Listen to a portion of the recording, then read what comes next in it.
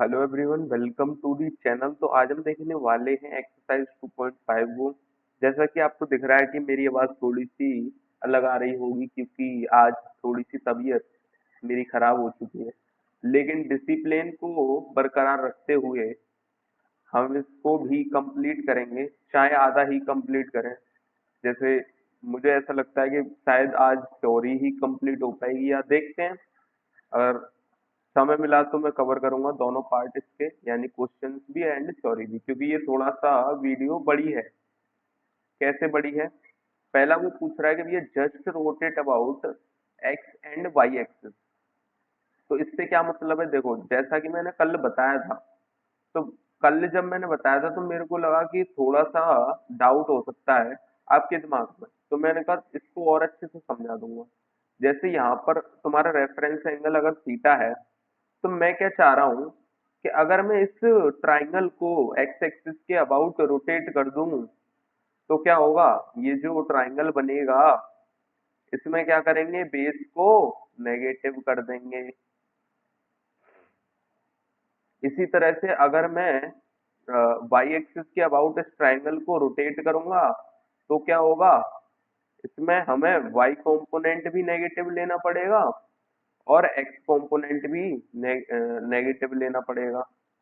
अरे ये तो हाइपोटेनस है, ये तो पॉजिटिव ही रहेगी। एक सेकेंड, यहाँ पर ये तुम्हारी नेगेटिव। एंड अगर मैं फोर्थ क्वाड्रेंट में जाऊंगा, तो देखो, वाई एक्सिस के अबाउट मैंने सिर्फ रोटेट करा है इसको, यानी कि ये तो तुम्हारा हो जाएगा नेगेटिव और ये तुम्हारी पॉजिटिव चल ही रही है। ठीक है। अब इसका क्या मतलब है कि फर्स्ट क्वाड्रेंट में तो परपेंडिकुलर भी पॉजिटिव है और बेस भी पॉजिटिव है, यानी कि सारे जो ट्रिग्नोमेट्रिक रेशियोज होंगे वो तुम्हारे पॉजिटिव होंगे। सेकंड क्वाड्रेंट में क्या हो रहा है भैया? सेकंड में ये हो रहा है कि भैया तुम्हारा बेस नेगेटिव है और परपेंडिकुलर पॉजिटिव है, यानी कि जो बेस पर डिपेंड नहीं कर रहे हैं वो ट्रिग्नोमेट्रिक रेशियो पॉजिटिव हो जाएंगे, यानी कि साइन थीटा और तुम्हारे कोसेक थीटा। इसी तरह से यहाँ पर अगर मैं देखूं तो बेस तुम्हारा नेगेटिव है और परपेंडिकुलर भी नेगेटिव है, यानी कि तुम्हारा जो टेन थीटा होगा और तुम्हारा कॉट थीटा होगा, जो कि base upon perpendicular and perpendicular upon base होते हैं, तो वो तुम्हारे पॉजिटिव हो जाएंगे क्योंकि माइनस से माइनस साइन कट जाएगा। तो ये दोनों जो रेशियो होंगे वो पॉजिटिव हो जाएंगे। चौथा तुम्हारा आता है कि भैया यहाँ पर परपेंडिकुलर तुम्हारा नेगेटिव है और तुम्हारा बेस जो है वो पॉजिटिव है, यानी कि जो परपेंडिकुलर पर डिपेंड नहीं कर रहा होगा वो तुम्हारा पॉजिटिव ट्रिग्नोमेट्रिक रेशियो होगा, यानी कि कॉस और तुम्हारा कॉस का रेसिप्रोकल। तो जनरली हमें ये बताते हैं भैया, एएसटीसी रूल से करते हैं भैया कि भैया यहाँ पर साइन पॉजिटिव, यहाँ पर टेन, यहाँ पर ऑल और यहाँ पर कॉस। पर मुझे लगता है कि आपको विजुअली समझ आना चाहिए, ये रट्टाफिकेशन नहीं आना चाहिए। ठीक है, क्योंकि मेरे को देखो, जनरली मैं बताऊं कि मेरे को तो भूलने की आदत थी। तो मैं कोई भी चीज, ऐसी जो चीज थी ना, इनको भी मैं भूल जाता था। तो मैं हर एक में सिर्फ लॉजिक ढूंढ के एंड क्वेश्चन को डन कर देता था। जैसे कि अब यहाँ पर ये तो मैंने बता ही दिया, तो मुझे यहाँ पर डोमेन रेंज और graph of all trigonometric function मुझे बताना है। तो देखो, साइन एक्स का ग्राफ कैसे बनाएंगे भैया? साइन एक्स का ग्राफ कैसे बनाएंगे? सिंपल सी बात है, ट्राइंगल बनाओ। जब तुम्हारा थीटा जीरो से 90 के बीच में जाएगा, तो जब जीरो होगा तो परपेंडिकुलर की वैल्यू जीरो होगी, यानी जीरो से चालू करेगा। फिर उसके बाद जैसे जैसे यहाँ जाएंगे, तुम्हारी बेस तो जीरो हो जाएगी लेकिन परपेंडिकुलर तुम्हारा हाइपोटेनस के बराबर हो जाएगा, यानी कि तुम्हारा वन के बराबर आ जाएगा ये। अब कई जने ये पूछेंगे भैया, ये तुम्हारा जीरो से जो वन आया है वो तुम्हारा ये ऐसा ही क्यों आया है? ऐसा या ऐसा भी तो हो सकता था। तो मैं इसका आंसर आराम से दे सकता हूँ। क्यों? क्योंकि ये जो कॉन्केविटी वाला पार्ट है वो हम निकालते हैं डिफरेंशिएशन, या आप स्लोप का जो चेंज है वो देख लो।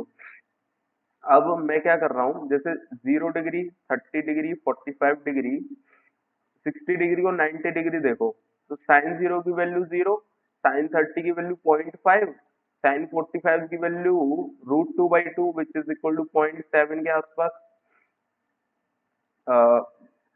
साइन 60 की वैल्यू √3/2 विच इज 0.85 एंड यहाँ पर 1। तो देखो यहाँ पर क्या दिख रहा है कि भैया 30 डिग्री पर ही आधी वैल्यू अटेन कर दी गई थी, देन बाकी का जो 60 डिग्री है उस पर बाकी की वैल्यू अटेन करी गई, यानी आधी वैल्यू तुम्हारी जल्दी से अटेन हो गई, देन उसके बाद धीरे धीरे अटेन हुई, यानी कि ये जो तुम्हारी वैल्यू है वो पहले तो जल्दी जल्दी बढ़ रही थी, देन उसके बाद धीरे धीरे बढ़ी, यानी कि जो तुम्हारी स्लोप होगी साइन एक्स की वो तुम्हारी घट रही होगी, यानी जो वैल्यू है वो पहले जल्दी जल्दी बढ़ रही थी, अब धीरे धीरे बढ़ रही है, यानी स्लोप तुम्हारी घट रही होगी। अब स्लोप जब घटती है तो उसका जो चेंज है वो नेगेटिव आ गया स्लोप का, इस वजह से जो कॉन्केविटी है उसकी डाउनवर्ड जा रही है। समझ आ गई? अब ये चीज आपको हर एक ग्राफ में करना है, मैं डायरेक्ट ग्राफ बनाऊंगा, ठीक है। अगर आपको जैसे देखना है कि भैया ये कॉन्केविटी ऐसे डाउनवर्ड क्यों जा रही है, अपवर्ड भी तो हो सकती थी, तो वो आप देख सकते हो। लीनियर तो देखिए, लीनियर तो पता ही पड़ रहा है कि नहीं है, वो तो डायरेक्ट आपको दिख रहा है, ठीक है। अच्छा, अब क्या करेंगे, यहाँ हम 1 पर पहुंच गए यानी 90 डिग्री पर पहुंच गए। अब 90 डिग्री के बाद वाली कहानी क्या होगी, जैसे जैसे मैं थीटा बढ़ाऊंगा रेफरेंस एंगल तुम्हारा कम होता जाएगा, यानी जो रेफरेंस एंगल है वो जीरो को अप्रोच करेगा, यानी जो तुम्हारा परपेंडिकुलर है वो 1 से जीरो को पहुंच जाएगा, ठीक है भैया। अब थर्ड क्वाड्रेंट में क्या होगा, साइन नेगेटिव हो जाएगा थर्ड और फोर्थ क्वाड्रेंट में, यानी नीचे ग्राफ बनेगा। उसके बाद जैसे जैसे मैं थीटा बढ़ाऊंगा तुम्हारा रेफरेंस एंगल बढ़ेगा, अब जब रेफरेंस एंगल बढ़ेगा तो ये 90 डिग्री तक पहुंचेगा लास्ट, तो 0 से 90 डिग्री पर पहुंच रहा है, तो यहाँ पर 0 से -1, -1 क्यों, क्योंकि ये माइनस वाई एक्सिस में आ गए हम, तो 0 से तुम्हारा -1 पहुंचेगा। उसके बाद जैसे जैसे मैं यहाँ पर थीटा बढ़ाऊंगा ये रेफरेंस एंगल तुम्हारा कम होता जाएगा, अब कम होता जाएगा तो -1 से तुम्हारा 0 पर पहुंच जाएगी वैल्यू, यानी -1 से तुम्हारी 0 पर पहुंच जाएगी। अब कुछ बच्चे बोलेंगे भैया यार तुमने ये 2 पाई तक ही बनाया, उसके बाद क्या करेंगे, मैंने कहा यार पढ़ाया तो था तुझे, अब मैंने जब 2 पाई के बाद 2 पाई प्लस थीटा करूंगा तो वो तो थीटा के ही बराबर आ जाएगा, यानी दोनों की टर्मिनल साइड सेम होगी, यानी वैल्यू जो होगी साइन थीटा और साइन 2 पाई प्लस थीटा की वो तो सेम ही आएगी, यानी कि जो साइन एक्स का ग्राफ होगा वो कुछ इस तरह से होगा, 2 पाई तक यहाँ है, फिर उसके बाद ये रिपीट करने लगेगा। क्यों रिपीट करने लगेगा, जैसे चक्रा होता है, चक्रा आपने पूरा 2 पाई घुमा दिया तो ये पॉइंट यहाँ की यहाँ पे ही पहुंच गया, अब एक और बार 2 पाई घुमाना चाहोगे तो सारे वही जो पॉइंट है वो फिर से घूम जाएंगे, तो उससे फायदा कुछ नहीं है, आप सिर्फ एक बार रेवोल्यूशन देख लो, बाकी के रेवोल्यूशन उसकी 2 कॉपी होगी, ठीक है। तो 2 पाई तक देख लो ग्राफ, बाकी की ग्राफ आपको खुद से समझ आ जाएंगे। इसी तरह से मैं cos x का बना सकता हूँ भैया, cos x का कैसे बनाऊंगा, सेम वही तरीका है कि भैया यहाँ पर थीटा ले लो, जो तुम्हारा थीटा है पहले 0 डिग्री पर क्या हो रहा कि बेस जो है वो हाइपोटेनस के बराबर हो रहा था, यानी cos x की वैल्यू 1 आ रही थी, यानी ये ग्राफ 1 से चालू होगा, देन उसके बाद क्या करेगा, थीटा जैसी 90 डिग्री को अप्रोच करेगा तो क्या हो जाएगी, जो बेस की वैल्यू वो 0 को अप्रोच करने लगेगी, यानी cos x की वैल्यू 0 पहुंच जाएगी। उसके बाद यहाँ पर सेकंड और थर्ड क्वाड्रेंट में cos x की वैल्यू नेगेटिव, क्योंकि बेस तुम्हारा नेगेटिव हो जाता है, अब बेस तुम्हारा नेगेटिव हो जाता है तो यानी ग्राफ थोड़ा नीचे बनेगा दोनों क्वाड्रेंट के लिए।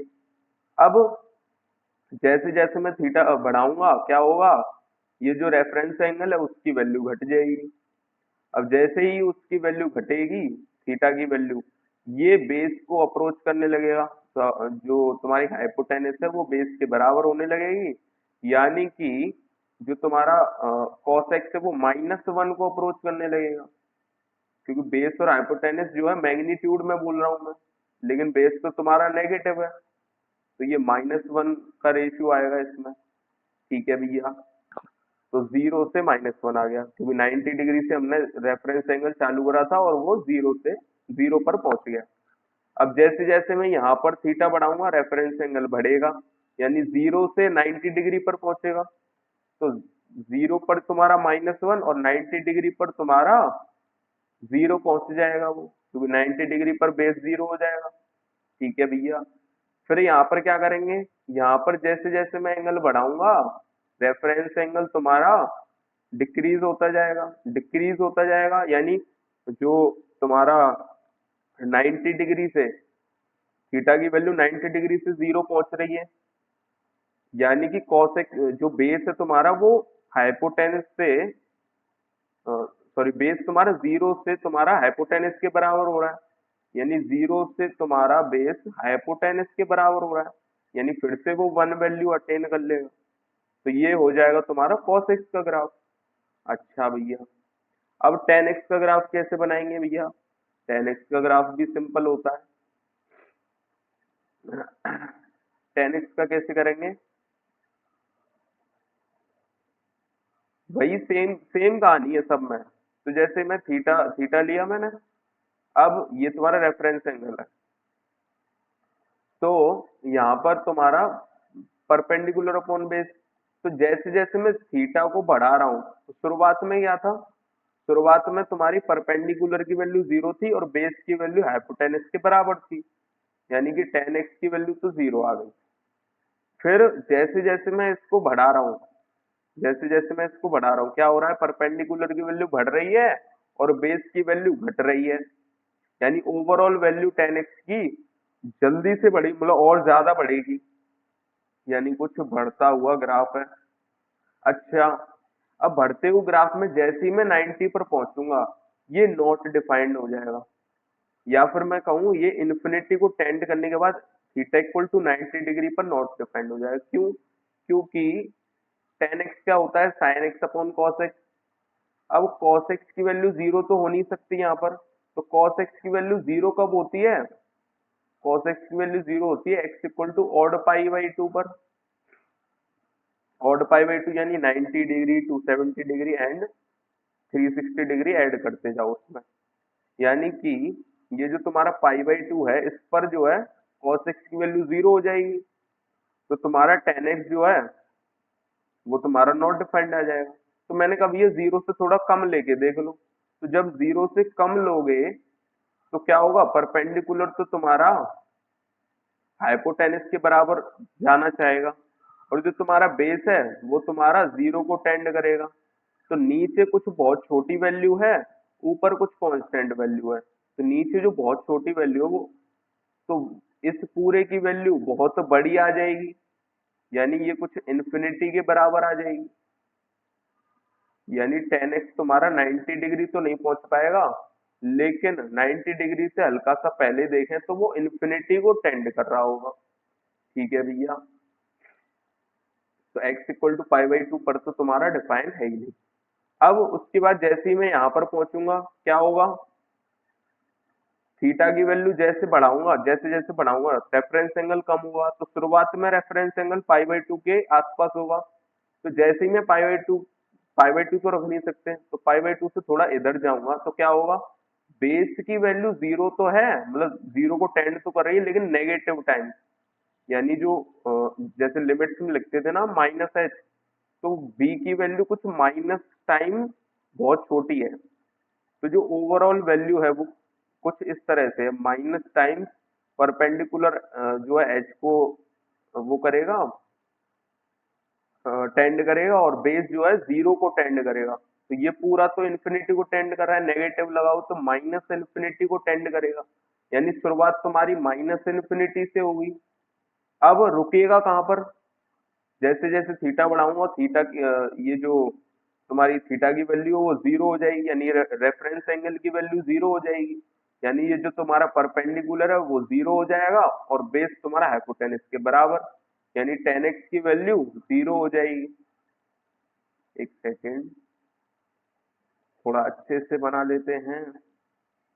तो यहाँ 0, सॉरी ये तो तुम्हारी पाई आ गई और ये तुम्हारा माइनस इन्फिनिटी को टेंड कर रहा है, ठीक है। अब यहाँ क्या करेंगे, 0 से चालू करेगा ये जो थीटा है, रेफरेंस एंगल तुम्हारा 0 से चालू करेगा, यानी कुछ यहाँ से चालू करेगा। और जैसे जैसे मैं बढ़ाता जाऊंगा, यहाँ पर टेन एक्स पॉजिटिव होता है, तो जैसे जैसे मैं बढ़ाता जाऊंगा ये क्या करेगा, ये इन्फिनिटी को टेंड करने लगेगा। सेम इसकी टू कॉपी निकल जाएगी, यानी कुछ इस तरह से।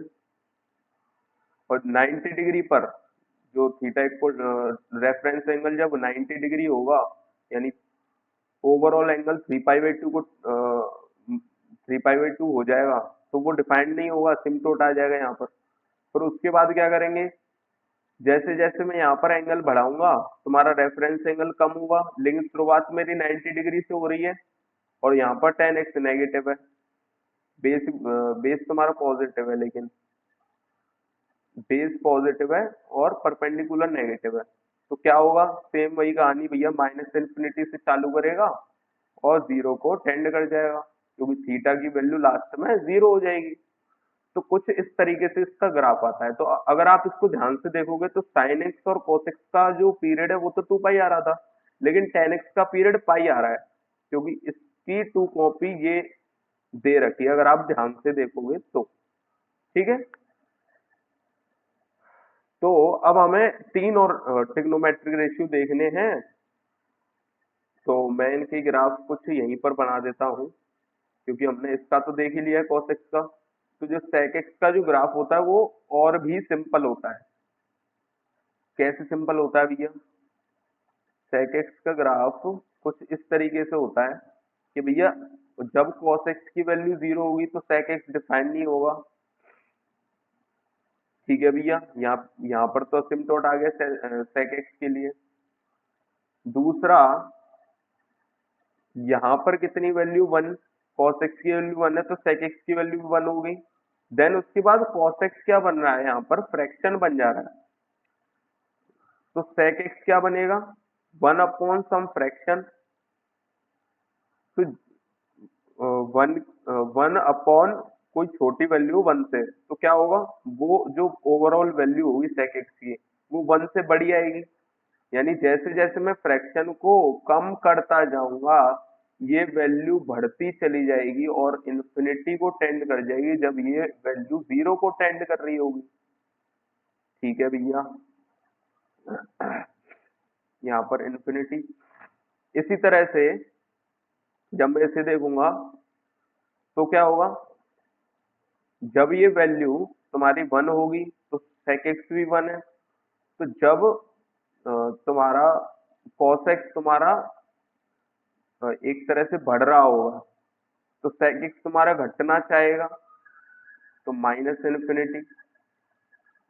इसी तरह से यहाँ पर भी बढ़ रहा है तो यहाँ पर भी sec x जो घटना चाहेगा तो माइनस इन्फिनिटी, ठीक है। साइन वाइज आप देख सकते हो कि भैया यहाँ पर जो है cos x नेगेटिव है, cos x तुम्हारा नेगेटिव है तो sec x भी नेगेटिव है, ठीक है। उसके बाद अगर मैं cos x का मैग्नीट्यूड देखूं तो cos x का मैग्नीट्यूड कम हो रहा है, यानी sec x का जो मैग्नीट्यूड होगा वो नेगेटिव में बढ़ जाएगा। यानी sec x नेगेटिव तो है, लेकिन अगर मैं मैग्नीट्यूड देखूं sec x का तो वो बढ़ना चाहेगा, क्योंकि cos x का मैग्नीट्यूड कम हो रहा है। तो इस तरीके से इसका ग्राफ बन जाएगा। सेम इसके लिए भैया जब cos x 1 है तो sec x भी 1 होगा, यहाँ पर -1 था तो यहाँ पर -1, तो sec x तुम्हारा 1 होगा। एंड उसके बाद यहाँ पर क्या हो रहा है भैया, cos x की वैल्यू 1 से छोटी जा रही है तो sec x की वैल्यू 1 से बढ़ी जाएगी, और जैसे जैसे ये 0 को टेंड करेगा तो sec x तुम्हारा इन्फिनिटी को पहुंच जाएगा। इसी तरह से तुम्हारा cos x sorry cosec x का ग्राफ बनेगा। यहीं पर बना दूं वैसे, यहीं पर बना सकते हैं cosec x का ग्राफ को रेड से, कि जब sin x तुम्हारा जीरो होगा तो कोसेक एक्स तुम्हारा डिफाइन नहीं होगा, यानी एक्स इक्वल टू पाई पर, और यहाँ पर एक्स इक्वल टू 2 पाई, यानी overall x equal to n pi पर तुम्हारा कोसेक एक्स डिफाइन नहीं होगा। यानी कि और यहाँ पर जैसे जैसे ये तो जब साइन एक्स 1 है तो कोसेक एक्स भी 1 है, लेकिन जैसे जैसे घटेगा तो कोसेक एक्स तुम्हारा बढ़ता जाएगा और इन्फिनिटी को टेंड कर जाएगा। सिमिलरली यहाँ पर, और इसमें उल्टा होगा कि ये -1 है तो ये भी -1 कोसेक एक्स। अब यहाँ पर क्या है, जो साइन एक्स है उसका मैग्नीट्यूड बढ़ रहा है, तो कोसेक एक्स का मैग्नीट्यूड घटने लगेगा और माइनस इन्फिनिटी को पहुंच जाएगा। यहाँ पर क्या कर रहा है, इसका मैग्नीट्यूड, सॉरी इसका मैग्नीट्यूड घट रहा है, सॉरी साइन एक्स का मैग्नीट्यूड घट रहा है, तो जो कोसेक एक्स का मैग्नीट्यूड होगा वो बढ़ने लगेगा इन द नेगेटिव डायरेक्शन। ठीक है, तो कोसेक एक्स का ग्राफ ऐसे हो गया। अब भैया टेन एक्स तो देख लिया, कॉट एक्स का कैसे देखें भैया, तो कॉट एक्स का भी देख लेते हैं यहाँ पर।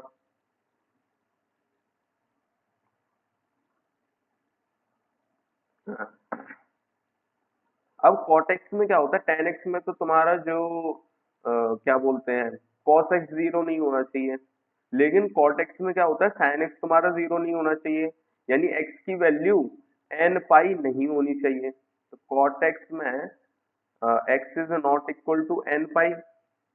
ठीक है, तो पहले तो असिम्प्टोट बना देते हैं पाई पर, x इक्वल टू पाई पर तुम्हारा असिम्प्टोट है, जीरो पर भी असिम्प्टोट होगा, उसके बाद x इक्वल टू 2 पाई पर भी तुम्हारा असिम्प्टोट हो जाएगा। अब या तो आप इसी इसी तरीके से कर सकते हो, लेकिन इसमें ना एक डिफिकल्टी आती है आपको।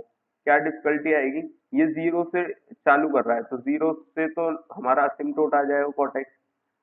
अब यहाँ पर क्या है कि 1 तक जो होगी, जब ये वैल्यू 1 तक होगी तो टेन एक्स की वैल्यू क्या कर रही है, अभी तक तो फ्रैक्शन है और फ्रैक्शन में ये बढ़ रही है, तो कॉट एक्स की वैल्यू घटेगी और घटते घटते 1 तक पहुंच जाएगी। यानी कि पहले तो कुछ इन्फिनिटी तक थी और इन्फिनिटी तक घटते घटते घटते घटते 1 तक पहुंची।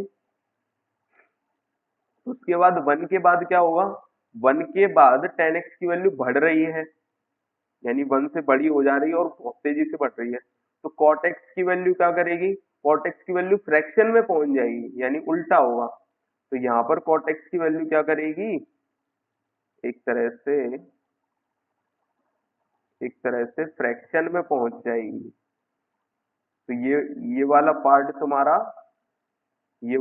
तुम्हारा फ्रैक्शन का है और यहाँ पर तुम्हारी कॉट एक्स की वैल्यू 1 से बड़ी है। ठीक है, तो इन्फिनिटी से चालू करती है और यहाँ तक पहुंच जाती है।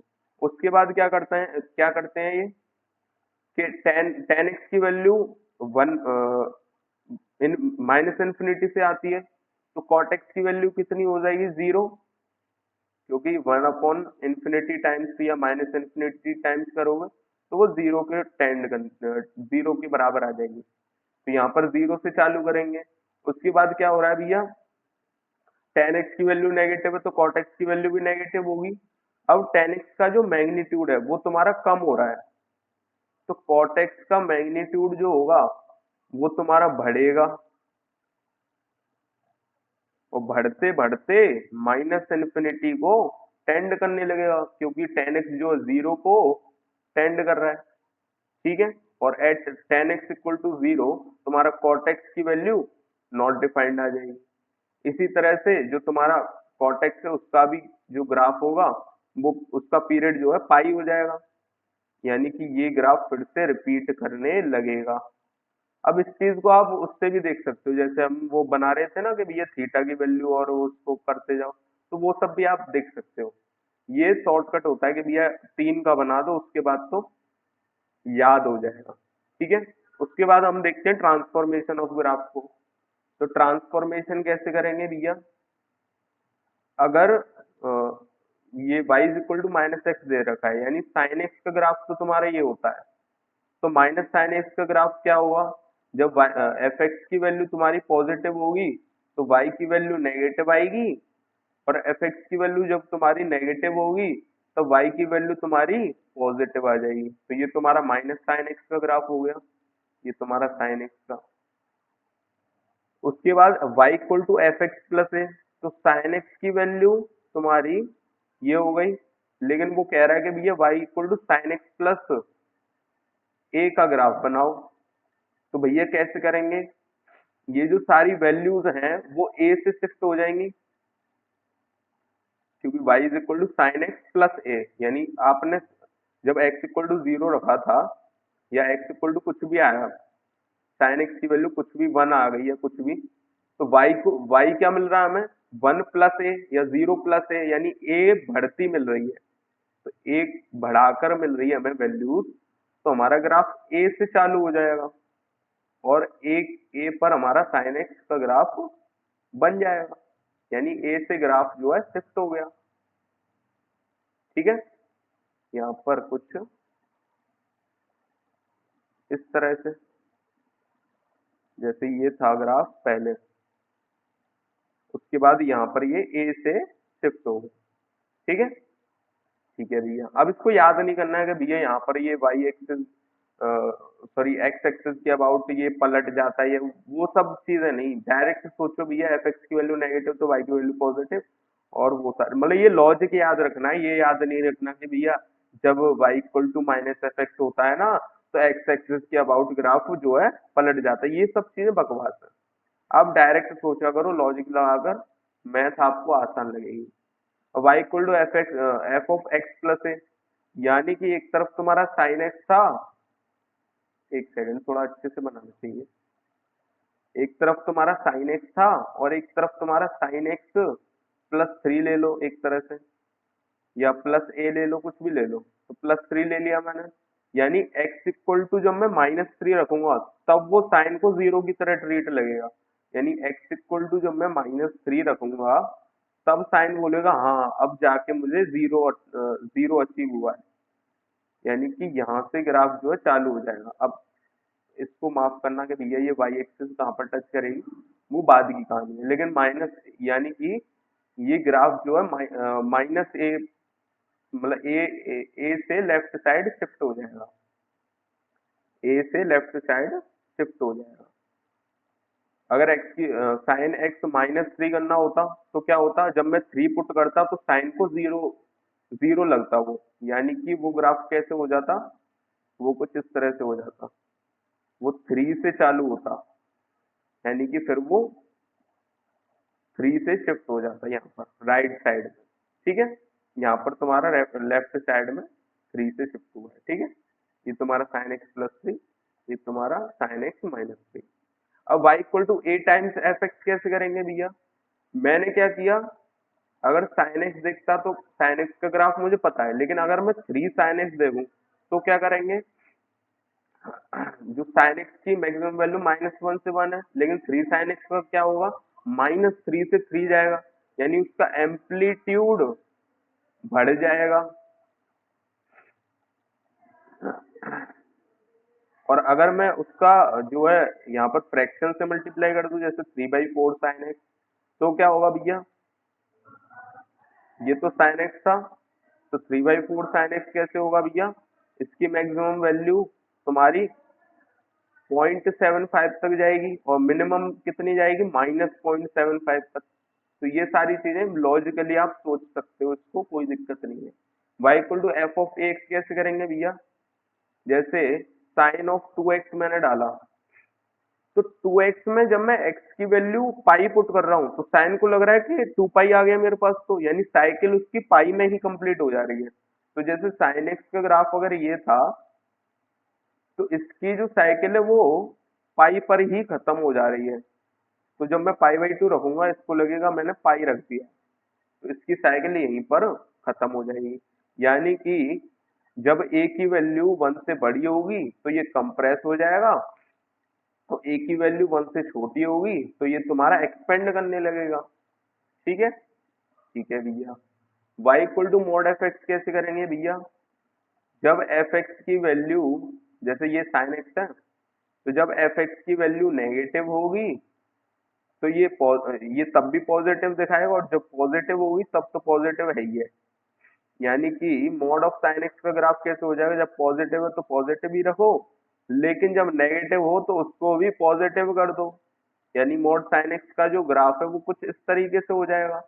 तो जो मॉड साइन एक्स की जो पीरियड है वो 2 पाई ना होकर पाई हो गई अब, क्योंकि ये ग्राफ अब इस रेंज मतलब 0 से पाई जो है अब वो कॉपी पेस्ट होता जा रहा है।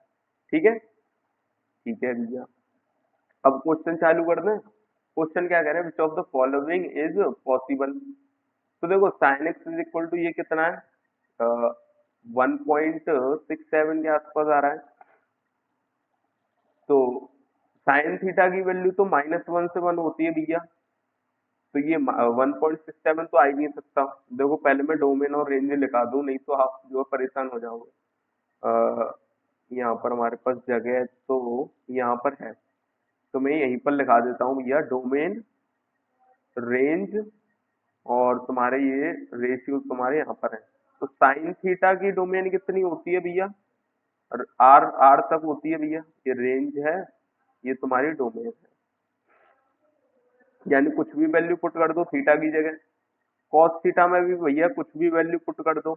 टेन थीटा में भैया साइन थीटा जीरो नहीं, वो कॉस थीटा जीरो नहीं होना चाहिए, यानी कि तुम्हारी थीटा की वैल्यू ऑड पाई/2 नहीं होनी चाहिए।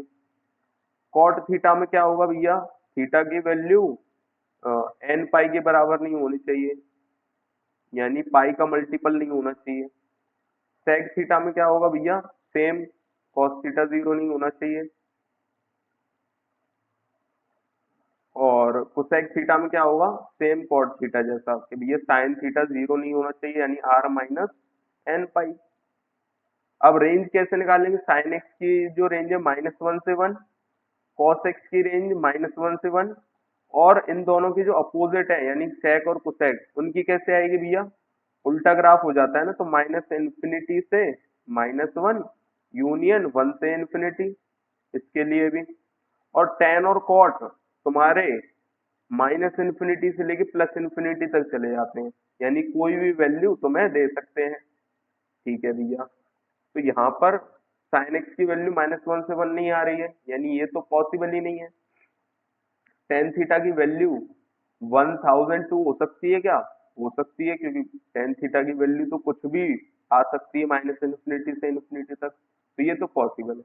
सेक थीटा की वैल्यू हाफ हो सकती है क्या, नहीं हो सकती, क्योंकि सेक थीटा की जो रेंज होती है वो -इन्फिनिटी से -1 यूनियन 1 से इन्फिनिटी, तो हाफ तो तुम्हारा इसके इसके नीचे आ रहा है, यानी इन दोनों के बीच में आ रहा है, तो वो तो पॉसिबल ही नहीं है। ठीक है भैया, अब ये पॉसिबल है क्या, इसे कैसे करें भैया, देखो 1 + p² अपॉन 1 - p², तो मैं क्या कर रहा हूँ, पहले माइनस कॉमन ले लेता हूँ, p² + 1 अपॉन p² - 1, ये कितना हो जाएगा भैया, p² से डिवाइड कर सकते हैं, 1 + 1 upon p² upon 1 - 1 upon p²। अब p की वैल्यू में बढ़ाता जा रहा हूँ, तो p की वैल्यू जब मैं बढ़ाऊंगा तो ये वैल्यू तुम्हारी घटेगी और ये भी घटेगी, यानी कि ऊपर क्या है, 1 प्लस तुम्हारी कुछ वैल्यू है जो कि फ्रैक्शन में आएगी, और यहाँ पर क्या है, 1 माइनस कोई वैल्यू है जो कि फ्रैक्शन में आएगी। लेकिन ये तो मैंने पी को ग्रेटर देन 1 लेके चला यहाँ पर, और यहाँ पर माइनस साइन भी हमें नहीं भूलना है। तो ये क्या होगा, एक तरफ तो 1 पॉइंट समथिंग है, एक तरफ 0.9 समथिंग है, तो ये क्या आएगी, ये वैल्यू -1 से तुम्हारी छोटी आएगी। जब ये वैल्यू -1 से छोटी आएगी तो cos थीटा इसको अटेन नहीं कर पाएगा, यानी कि p ग्रेटर देन 1 में ही हमें पता चल रहा है कि भैया cos थीटा की वैल्यू ये नहीं हो सकती। तो which of the following is possible, only b is the possible answer. ठीक है भैया, ठीक है, तो आपको इसी तरह से ये क्वेश्चन करते जाने हैं। ठीक है, find the values of p so that the equation this has real solution। Real solution कब होंगे, देखो पहले तो cos थीटा की वैल्यू निकालनी पड़ेगी यहाँ पर, तो मैं m पुट कर देता हूँ, तो 2m² - p + 3 times m plus 2 times p minus 1 is equal to 0। तो m की वैल्यू जब मैं निकालूंगा तो क्या हो जाएगी, minus b plus minus under root b square, b square minus 4ac यानी 8 times p minus 1 upon 2a यानी विच इज इक्वल टू 4। तो m की वैल्यू कितनी आ गई, p प्लस 3 प्लस माइनस ये कितना हो गया p स्क्वायर, ये माइनस 8p प्लस 8 लिख रखा है यानी minus 2p plus 1 which is equal to p minus 1 का होल स्क्वायर। अब ये अंडर रूट में है तो मॉड से खोलते, लेकिन मॉड से खोलने का कोई फायदा नहीं है क्योंकि आगे प्लस माइनस लिख रखा है, ठीक है। तो अगर इसकी वैल्यू नेगेटिव भी होगी तो भी ये प्लस माइनस संभाल लेगा, ठीक है। तो मैं इसको डायरेक्ट p माइनस 1 पुट कर दूंगा अपॉन 4। तो या तो इसकी value p plus 3 plus p minus 1 upon 4 हो जाए, या फिर p plus 3 minus p plus 1 upon 4 हो जाए। तो यहाँ से कितनी वैल्यू आ रही है भैया, 1 आ रही है। और यहाँ से कितनी वैल्यू आ रही है, 2p प्लस 2 अपॉन 4 यानी p प्लस 1 बाई 2 के बराबर। अब m की वैल्यू क्या थी भैया, cos थीटा। तो या तो cos x की वैल्यू 1 आ जाए, या फिर तुम्हारी cos x की वैल्यू p प्लस 1 बाई 2 के बराबर आ जाए। अब cos x इक्वल टू 1 से हमें कोई सॉल्यूशन मिल सकता है भैया, कैसे मिलेगा, cos x की वैल्यू 1 रखोगे तो 2 minus p plus 3 plus 2 times p minus 1 is equal to 0। तो यहाँ से कोई p का सॉल्यूशन आ रहा है क्या, इसको सॉल्व करेंगे तो 2 minus p minus 3 plus 2p minus 2 is equal to 0। तो 2 से 2 कट गया, 2p माइनस p यानी p की वैल्यू 3 आ गई। तो एक सॉल्यूशन तो हमारा ये हो सकता है, ठीक है। अब cos x की वैल्यू p प्लस 1 बाई 2 कब होगी, जब p प्लस 1 बाई 2 तुम्हारा माइनस 1 से 1 के बीच में आएगा, यानी p प्लस 1 की वैल्यू माइनस 2 से 2 के बीच में आएगी, यानी p की वैल्यू तुम्हारी माइनस 3 से 1 के बीच में आएगी। तो हमारा देखो दो आंसर हो सकते हैं इसके, दो आंसर क्या हो सकते हैं, मतलब दो आंसर का मतलब है p की वैल्यू कहां से कहां तक लाई कर रही है, माइनस 3 से 1, और मैं इसको भी इंक्लूड करूंगा यानी यूनियन ये 3, ठीक है भैया। कोई इसमें डाउट, मुझे तो नहीं लगता, है ना, सही है।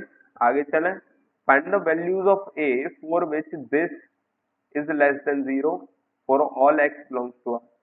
तो ये लेस देन 0 का क्या मतलब है कि a square minus 5a upon 6, a square minus 5 upon 6 less than equal to sine x.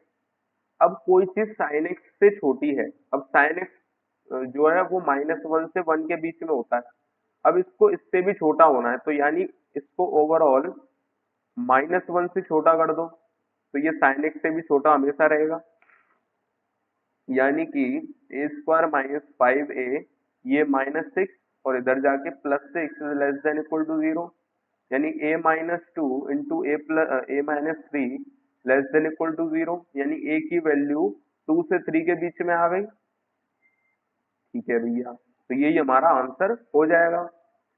क्या बोल रहा है, विच of the following is the greatest. तो इसमें हम वही लगा सकते हैं, देखो कई जन इसको ग्राफ से करते हैं, पर मुझे लगता है ग्राफ ग्राफ बनाने से अल्टीमेट कि भैया ग्राफ से तो आंसर हो ही जाएगा, लेकिन ये मुझे सिंपल ऐसे भी कर सकते हैं इसको कि ये 1 रेडियन तुम्हारा यहाँ आएगा,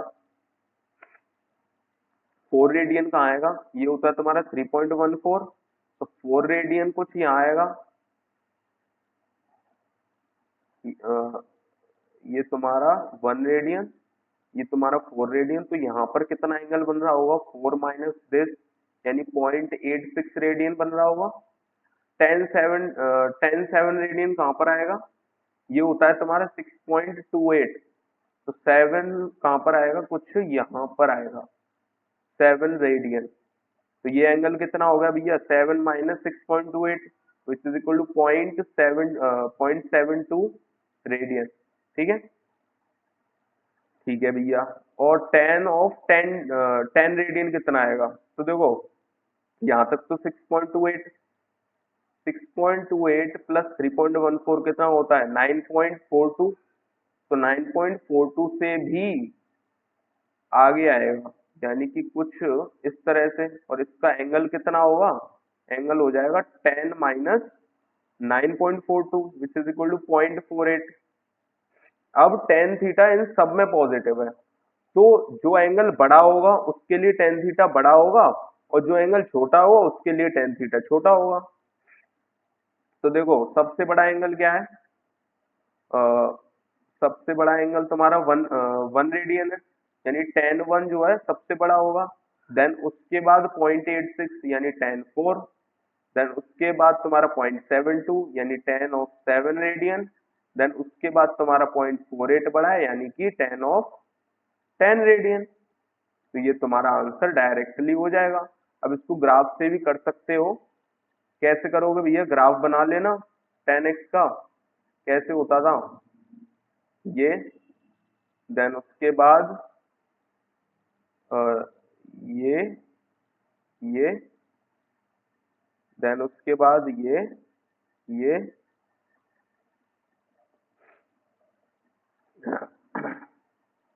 तो इसमें y की वैल्यू देख लेना हर एक एंगल के लिए और कंपेयर कर लेना, तो आंसर आपका आ जाएगा। विच of the following is the least, तो यहाँ पर भी सेम कहानी है भैया। 1 रेडियन, फिर तुम्हारा 2 रेडियन, ये होता है 1.57, तो 2 रेडियन तुम्हारा यहाँ आएगा।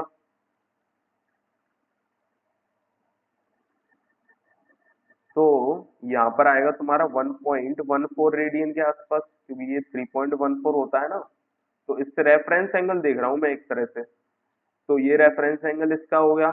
उसके बाद sin 3 का कितना होगा, sin 3 तुम्हारा यहाँ होगा, तो रेफरेंस एंगल इसके लिए कितना हो गया, 0.14 रेडियन।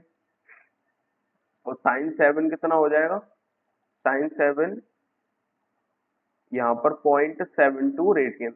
तो जिसका एंगल बड़ा होगा, क्योंकि ये दोनों क्वाड्रेंट में साइन पॉजिटिव होता है, तो जिसका एंगल बड़ा होगा उसके लिए परपेंडिकुलर बड़ा, यानी साइन की वैल्यू बड़ी आ जाएगी।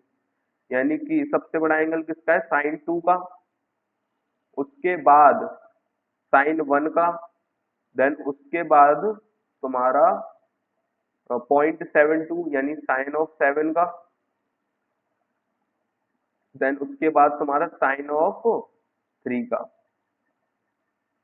ठीक है, तो ये आ गई हमारी sin 3 इज द लीस्ट, तो ये हमारा आंसर हो जाएगा। ठीक है भैया, अब इसको भी ग्राफ से कर सकते थे, मैंने जगह छोड़ रखी, लेकिन वो आप देखना भैया, ग्राफ से आप कंपेयर करो, कोई मतलब बड़ी बात नहीं है। हम तो हम तो बिना ग्राफ के ही कर रहे हैं इसको। अब कोसेक देख लो, कोसेक में क्या होगा कि अगर थीटा बड़ा है तो उसकी वैल्यू छोटी आएगी, अगर वो इसमें फर्स्ट और सेकंड क्वाड्रेंट में लाई करता है तो जैसे 1 रेडियन किस में आएगा, इसमें 2 रेडियन आएगा, इसमें ये आएगा 1 और ये आएगा 2। मैं इसको 1 2 ऐसे करके मार्क कर दे रहा हूँ, तो ये तुम्हारा 1.14 रेडियन होगा रेफरेंस एंगल। उसके बाद 4 को मार्क करोगे, यानी कोसेक 4 के लिए मैं जब मार्क करूंगा तो ये तुम्हारा 3.14 है, तो ये 0.86 आएगा। ठीक है भैया, कोसेक ऑफ -6 कितना आएगा भैया, अब नेगेटिव में जा सकते हो, तो -6.28 तो यहाँ होता है, यानी -6.28 में 0.28 प्लस कर दो, तो ये तुम्हारा -6 हो जाएगा, यहाँ पर 0.28 प्लस कर दिया। अब यहाँ पर तो तुम्हारी कोसेक कोसेक थीटा की वैल्यू नेगेटिव आएगी और इन दोनों में पॉजिटिव आएगी, तो जो नेगेटिव वाली वो तो सबसे छोटी होगी, तो कोसेक 4 तो तुम्हारा सबसे छोटा होगा। अब क्योंकि ये नेगेटिव है, अब ये पॉजिटिव में क्या हो रहा है, जिसका जो थीटा है वो बड़ा होगा उसके लिए कोसेक की वैल्यू सबसे छोटी होगी, यानी कोसेक ऑफ 2 छोटा होगा then cosec of 1 then cosec of -6। क्यों? क्योंकि थीटा की वैल्यू छोटी होगी तो तुम्हारा परपेंडिकुलर छोटा होगा और कोसेक में परपेंडिकुलर नीचे आता है हाइपोटेनस से, ठीक है, यानी कोसेक बड़ा होगा। ठीक है, ठीक है, तो हमारा ये आंसर हो जाएगा। ग्रेटेस्ट कौन है? ये है तुम्हारा ग्रेटेस्ट। अब ये क्वेश्चन आ जाता है, ये भी सिंपल है भैया। बोल रहा है कि ए की वैल्यू ये है तो हमें क्या बताना है, या तो मिनिमम और मैक्सिमम वैल्यू बतानी है। तो पहले ए को थोड़ा सॉल्व करना पड़ेगा मिनिमम वैल्यू और मैक्सिमम वैल्यू निकालने के लिए। तो कैसे करेंगे भैया? ए इज इक्वल टू कितना दे रखा है, 4 साइन प्लस कॉस स्क्वायर, तो 4 sine theta plus 1 minus sign square theta.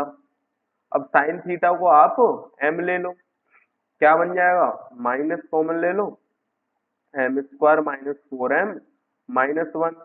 अब इसके जो क्रिटिकल पॉइंट है पहले वो देख लो। तो इस क्वाड्रेटिक के क्रिटिकल पॉइंट कैसे आएंगे, minus b plus minus under root b square minus 4ac upon 2a, यानी m की वैल्यू कितनी आ गई, 2 प्लस माइनस ये कितना है भैया, 2√5, यानी √5 बचा 2 से डिवाइड करने के बाद। तो दो वैल्यू आ गई, एक तो 2 प्लस √5 और एक 2 माइनस √5। अब एम स्क्वायर का कोफिशिएंट नेगेटिव है तो तुम्हारा जो ग्राफ है वो डाउन पैराबोला बनेगा। अच्छा, दूसरी बात, 2 प्लस √5 कहाँ है, लगभग 4.2 के आसपास। तो 4.2 तुम्हारा यहाँ होता है, ये कितना होगा, 2 माइनस 2.2 यानी माइनस ऑफ 0.2 के आसपास। तो कुछ यहाँ पर होगा, तो तुम्हारा ग्राफ बन जाएगा कुछ इस तरीके से। और इसका जो मिड पॉइंट होता है उस पर मैक्सिमा आएगा। तो मिड पॉइंट कहाँ है भैया, 2 पर। 2 पर कैसे, इन दोनों को प्लस करो क्योंकि पैराबोला सिमेट्रिक होता है ना, तो इन दोनों को प्लस करके डिवाइड कर दो, तो मिड पॉइंट पर यानी x इक्वल टू 2 पर, x इक्वल टू 2 पर तुम्हारी मैक्सिमम वैल्यू आएगी। ठीक है, अब हमने तो ये ग्राफ m के रेस्पेक्ट में बनाया, m के रेस्पेक्ट में बनाया है, लेकिन हमें क्या चाहिए भैया, m की वैल्यू तो साइन थीटा के बराबर है, यानी कि मुझे m की वैल्यू -1 से 1 तक ही चाहिए। तो -1 से 1 तक इसको रेस्ट्रिक्ट करना पड़ेगा। तो -1 कुछ यहाँ है और 1 कुछ यहाँ होगा, तो मुझे क्या करना पड़ेगा, इसको रेस्ट्रिक्ट करना पड़ेगा।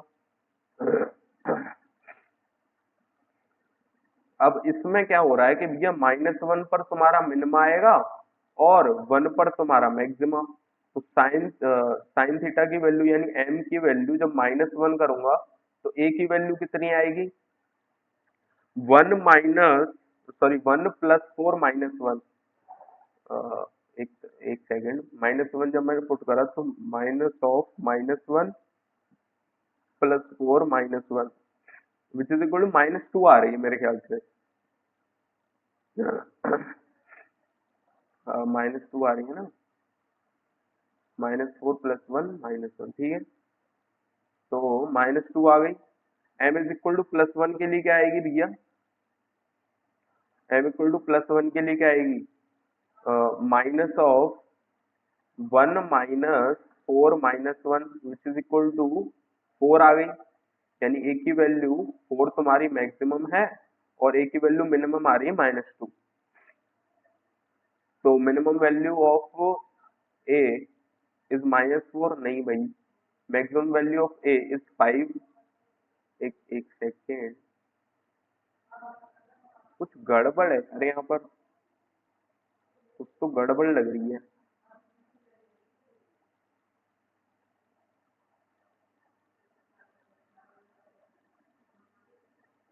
यहाँ पर मुझे ऐसा क्यों लग रहा है, इसका आंसर थोड़ा सा मिसमैच कर रहा है।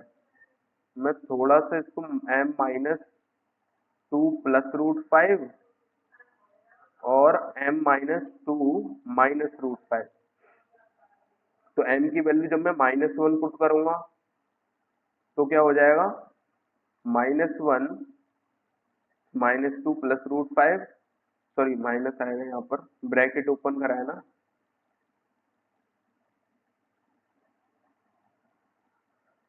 और यहाँ पर क्या आएगा, -1 -2 प्लस रूट 5, यानी कि -3 का होल स्क्वायर माइनस रूट 5 का whole square, which is equal to -4 आ रहा है, यानी m इक्वल टू -1 पर हमारी वैल्यू -4 आ रही है, ठीक है। और m इक्वल टू +1 करेंगे तो क्या होगा, माइनस ऑफ 1 -2 माइनस रूट 5 और 1 -2 प्लस रूट 5, यानी कि माइनस कॉमन ले लोगे तो -1 माइनस रूट 5 और -1 प्लस रूट 5, यानी कि -1 का होल स्क्वायर माइनस रूट 5 का होल स्क्वायर, विच इज 1 - 5, तो यहाँ पर तो 4 आ रही है, यहाँ पर बस -4 थी, तो ये हमारा करेक्शन है। तो देखो मिनिमम वैल्यू ऑफ ए तुम्हारी -4, तो ये तो तुम्हारा सही है। Maximum value of a is 5, गलत है। Maximum value of a occurs when sin theta equal to 1/2, नहीं भाई, sin थीटा इक्वल टू 1 पर आ रही है maximum value. Minimum value of a occurs when sin theta equal to 1, नहीं भाई, sin थीटा इक्वल टू -1 पर मिनिमम वैल्यू आ रही है। तो आंसर क्या हो गया हमारा, आंसर हो गया ए, सी और डी, क्योंकि हमें नॉट ट्रू पूछा था, ठीक है। यहाँ पर मेरे को कुछ गलती सी लग रही थी कि m की वैल्यू जब मैंने -1 रखी थी तो ये हो जाएगा 1 माइनस माइनस +4, हाँ सही है, -4 ही आ रही थी, पहले पता नहीं क्यों -2 लिखे जा रहा था मैं, तो मेरे को वो गलत सी लग रही थी अपने आप ही देखने से, तो मैंने इस वजह से चेंज कर दी। ठीक है भैया, तो find the values of x for which this is equal to this, hold good. तो मैंने कहा यार ये x² माइनस 8x प्लस 19 जो है उसकी वैल्यू -3 से +3 जानी चाहिए, क्योंकि 3 cos थीटा की वैल्यू -3 से +3 होती है। तो एक बार इसे सॉल्व करो, एक बार इसे, तो कैसे करोगे, x² minus 8x plus 16 less than equal to 0, यानी कि x² माइनस 8x प्लस 16, ये क्या हो गया भैया, x -4 का होल स्क्वायर हो गया, लेस देन इक्वल टू 0। अब मैंने कहा यार इसकी जो वैल्यू वो तो ग्रेटर देन इक्वल टू 0 होती है, आप कह रहे हो भैया लेस देन इक्वल टू होनी चाहिए, तो मैंने कहा x-4 इक्वल टू 0, x-4 का होल स्क्वायर जो इक्वल टू 0 पर जब होगा तब ये इनइक्वालिटी और ये इनइक्वालिटी दोनों सेटिस्फाई हो जाएंगी, यानी x की वैल्यू 4 हो जानी चाहिए आपके हिसाब से। और ये इनइक्वालिटी क्या कह रही है भैया, x² minus 8x plus 22 is greater than equal to 0। अब इसे जब आप निकालोगे तो देखो फैक्टराइज तो नहीं हो रहा है, तो जब आप इसकी क्रिटिकल वैल्यू निकालोगे तो 8 प्लस माइनस 64 माइनस 88, यानी ये तो कुछ नेगेटिव आ रहा है रूट के अंदर, यानी कॉम्प्लेक्स वैल्यू आ रही है। तो इसका मतलब ऐसा हो सकता है या तो ये ऑलवेज पॉजिटिव या ऑलवेज नेगेटिव वाली चीज हो, तो हमें क्या करना पड़ेगा, कंप्लीट स्क्वायर करना पड़ेगा। तो x-2 × 4 × x प्लस 16 प्लस 6, तो ये क्या बन गया भैया, x-4 का whole square plus 6 greater than equal to 0, तो ये तो हमेशा ग्रेटर देन 0 होगा, यानी कि ये inequality x belongs to r के लिए सही हो जाएगी। तो इन दोनों का इंटरसेक्शन जब लोगे तो x इक्वल टू 4 हमारा फाइनल आंसर हो जाएगा, ठीक है भैया। So that the equation sin theta equal to x plus 1 by x is not possible if x is real। अच्छा, इसे कैसे करेंगे भैया, देखो मैंने बताया था कि भैया x प्लस 1 बाई एक्स की वैल्यू कहाँ से कहाँ तक होती है, -∞ से -2 यूनियन 2 से इंफिनिटी। तो साइन थीटा की वैल्यू तो यहाँ से यहाँ तक लाई ही नहीं करती है, तो ये तो पॉसिबल ही नहीं है कि ये दोनों एक दूसरे के बराबर हो जाएं। आप इसको ऐसे भी देख सकते हो, x प्लस 1 बाई एक्स -2 + 2 कर लो, तो क्या हो जाएगा, ये हो जाएगा √x -1/√x का होल स्क्वायर प्लस 2। अब आप खुद ही देख लो, ये तो greater than equal to zero आ गया, क्योंकि x की वैल्यू 1 हो सकती है, यहाँ पर x की वैल्यू 1 रखोगे ये 0 हो जाएगा ना। तो ग्रेटर देन इक्वल टू 0 यानी इस पूरे की value greater than equal to 2। अब साइन थीटा की वैल्यू कभी 2 से बड़ी देखी है? नहीं देखी। या 2 के बराबर नहीं देखी। यानी ये और ये कभी भी बराबर नहीं हो सकते। अब ये तो तुम्हारी x ग्रेटर देन 0 की बात थी। x लेस देन 0 जब करेंगे तो क्या होगा? यहाँ पर आयोटा स्क्वायर हो जाता है, तो उस वजह से हमें नेगेटिव -2 के लिए भी ये चीज मिल जाएगी कि जो x प्लस 1/x है वो तुम्हारा -2 से छोटा होता है। तो ये चीज आप खुद करके देख लेना, मैंने प्रीवियस लेक्चर में भी करा रखी है। If sign square theta 1 sign square theta 2 and sign square theta 3 0 दे रखा है, तो मेरा मन क्या करता है भैया, अब मुझे cos थीटा 1 cos थीटा 2 और cos थीटा 3 निकालना है। तो मैं क्या करूंगा, 1 minus cos square theta 1, 1 minus cos square theta 2 और 1 minus cos square theta 3 is equal to 0 करूंगा। तो cos square theta 1 plus cos square theta 2 plus cos square theta 3 is equal to 3 कर दूंगा। अब एक चीज बताओ कि cos थीटा की अगर मैं मैक्सिमम वैल्यू पुट कर दूं, यानी इन सब की वैल्यू +-1 के बराबर कर दूं, मैक्सिमम जो एक्सट्रीम एक्सट्रीम वैल्यूज जो होती है cos थीटा की, अगर मैं वो पुट कर दूं, तब जाके मुझे ये आंसर मिलेगा। यानी कि cos थीटा 1 cos थीटा 2 और cos थीटा 3 की वैल्यू या तो +1 होगी या -1 होगी। इसकी भी वैल्यू +1 या -1, इसकी भी वैल्यू +1 या -1। तो क्या क्या वैल्यू पॉसिबल है? या तो एक जना +1 हो जाए, बाकी के दोनों -1, या तो अ, दो जने +1 हो जाएं, या फिर एक जना -1, या तीनों जने +1 हो जाएं, या फिर तीनों जने -1 हो जाएं। तो ये चार वैल्यू पॉसिबल है। बाकी बाकी हाँ, बाकी एक और पॉसिबल है कि भैया -1 दो जने हो जाएं और +1 एक जना, है ना। बाकी तो कोई पॉसिबल नहीं है। ठीक है, तो क्या आंसर हो गया भैया? -1, 1, 3, -3 और -1। अच्छा, ये पहले ही हो चुका था, तो मैं कह रहा था चार ही वैल्यू आएंगी, सही है। तो क्या क्या पॉसिबल हो सकता है भैया? 3 पॉसिबल है, -3 पॉसिबल है, -1 भी पॉसिबल है। तो आंसर हमारा D इक्वल टू -2 हो जाएगा, जो कि नॉट पॉसिबल पूछा था। ठीक है, तो सिंपल सा क्वेश्चन है, ज्यादा कुछ नहीं है इसमें। एक्सट्रीमिटीज पे आंसर आ रहा है, इस वजह से हमने एक्सट्रीम वैल्यूज ले ली, यानी इससे छोटा नहीं आ सकता ना। या इसमें कई जने यहीं से सोच लेते हैं कि भैया साइन थीटा 1 की जो एक्सट्रीम वैल्यूज है, यानी 0 और पाई, ये पुट कर सकते हैं। यानी थीटा 1 की वैल्यू 0 या पाई पाई पुट कर सकते हो, थीटा 2 की वैल्यू भी 0 या पाई, और थीटा 3 की वैल्यू भी 0 या पाई। इसकी वजह से cos थीटा 1 या तो 1 हो जाएगा या -1। ठीक है, तो आप दोनों तरीके से सोच सकते हो। बोल रहा है for real values of theta which of the following is या आर ऑलवेज पॉजिटिव। अब ऑलवेज पॉजिटिव बताना है हमें। देखो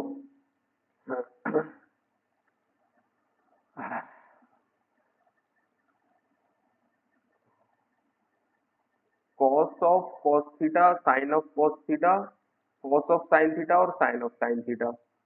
अब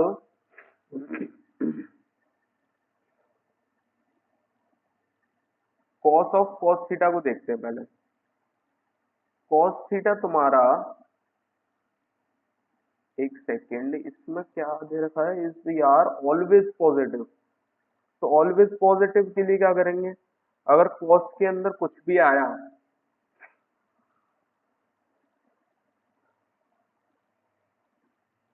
हाँ याद आ गया, देखो कॉस थीटा की वैल्यू कहाँ से कहाँ तक है? -1 से 1 तक, और साइन थीटा की वैल्यू भी -1 से 1 तक। यानी कि कॉस ऑफ कॉस थीटा अगर मुझे निकालना है, तो मुझे कॉस थीटा देखना पड़ेगा। यानी कॉस थीटा जो है -1 से 1 तक जा रहा है। तो ये जो पूरी चीज है वो कहाँ से कहाँ तक जाएगी, कॉस ऑफ -1 रेडियन से लेकर कॉस ऑफ 1 रेडियन तक, और ये भी तुम्हारी यहीं तक जाएगी। तो कॉस ऑफ -1 रेडियन से लेकर कॉस ऑफ 1 रेडियन। अब इन दोनों में कॉस तो पॉजिटिव है लेकिन साइन तुम्हारा नेगेटिव नेगेटिव होता है, तो ए और बी तो तुम्हारी ऑलवेज पॉजिटिव हो जाएंगी और ये तुम्हारी नेगेटिव हो जाएंगी। ठीक है, मतलब ऑलवेज ऑलवेज पॉजिटिव नहीं हो पाएगी, एक तरफ नेगेटिव होगी एक तरफ पॉजिटिव। यहाँ पर तो साइन ऑफ साइन थीटा और साइन ऑफ कॉस थीटा हाँ, तो फोर्थ क्वाड्रेंट के लिए तो ये तुम्हारी साइन नेगेटिव हो जाएगी और फर्स्ट क्वाड्रेंट के लिए तुम्हारी पॉजिटिव। ठीक है, ठीक है भैया। Find the range of f x equal to 1/4 cos x minus 3। अब एक चीज बताओ, cos x की वैल्यू कहाँ से कहाँ तक लाई करती है, -1 से +1। 4 cos x की कहाँ से कहाँ तक होगी, -4 से +4। 4 cos x -3 करेंगे क्या हो जाएगा, -7 से 1 तक। अब मैं जब वन मतलब रेसिप्रोकल करूंगा तो क्या होगा, अब रेसिप्रोकल आसानी से नहीं कर सकते, नेगेटिव के लिए अलग करेंगे और पॉजिटिव के लिए अलग करेंगे। क्यों करेंगे भैया, क्योंकि ये क्या कह रहा है कि भैया -7 से +1 करना है मुझे वैल्यू। अब इसकी जो वैल्यू है वो यहाँ पर यहाँ की तरफ आती है।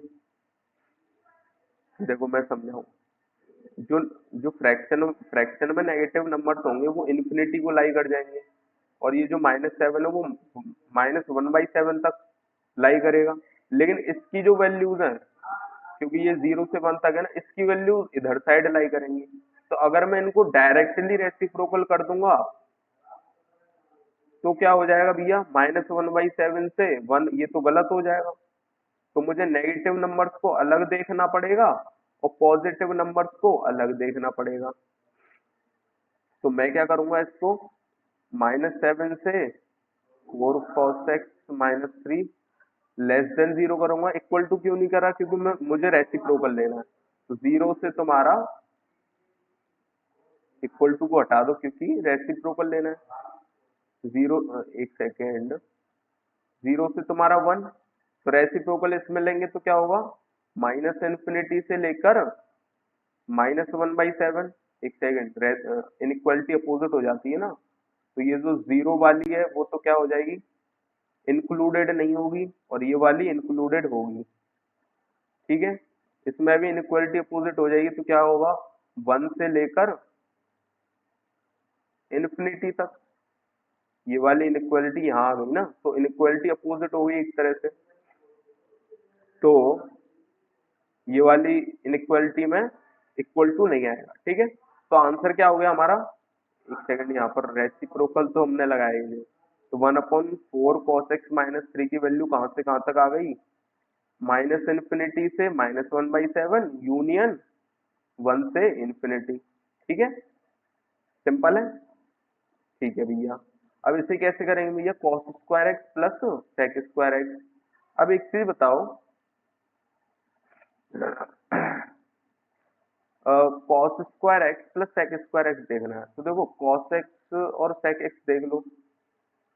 cos x तुम्हारा ऐसे होता है, एक, अरे नहीं, सॉरी सॉरी सॉरी, एक सेकेंड, cos x तुम्हारा कुछ ऐसे होता है और sec x तुम्हारा कुछ ऐसे होता है।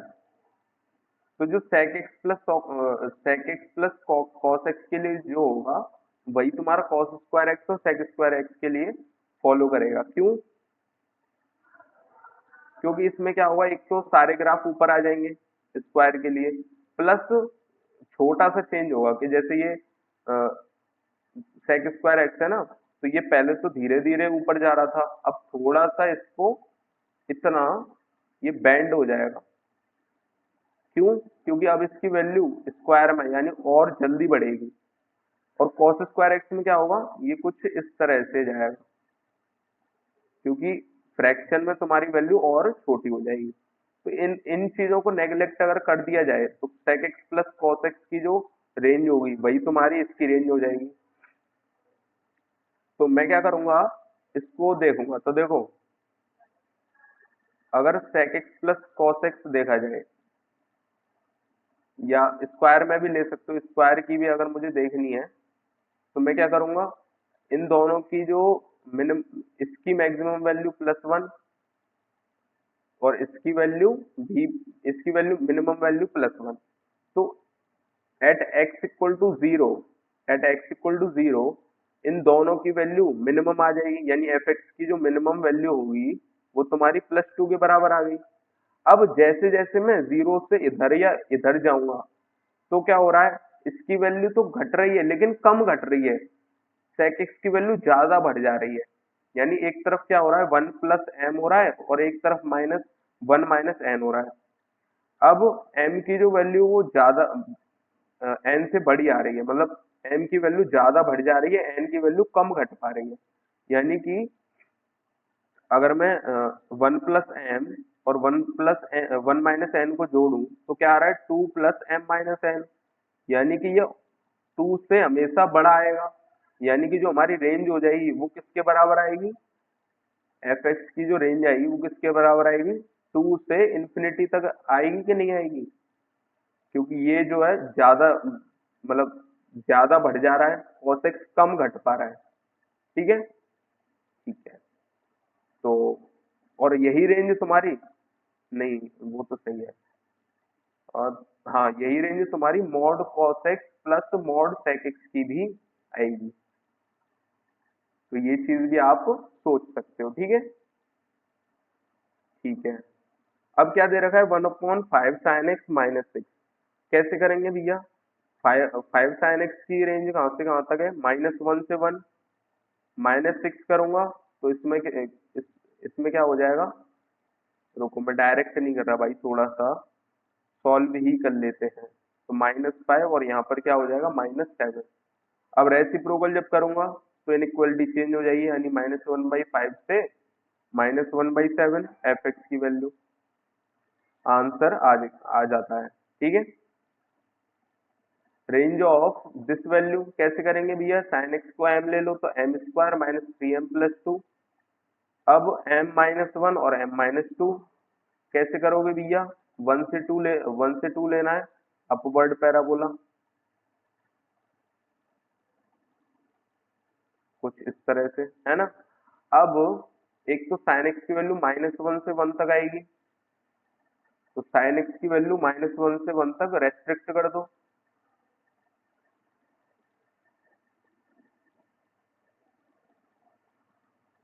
तो जो मिनिमम वैल्यू है वो तुम्हारी 1 पर आ रही है, विच इज इक्वल टू 0, और मैक्सिमम वैल्यू तुम्हारी -1 पर आ रही है। तो -1 पर कितनी हो जाएगी ये वैल्यू, -1 का whole square 1 +3 + 2 which is equal to 6, यानी कि रेंज कितनी आ गई, 0 से 6 आ गई।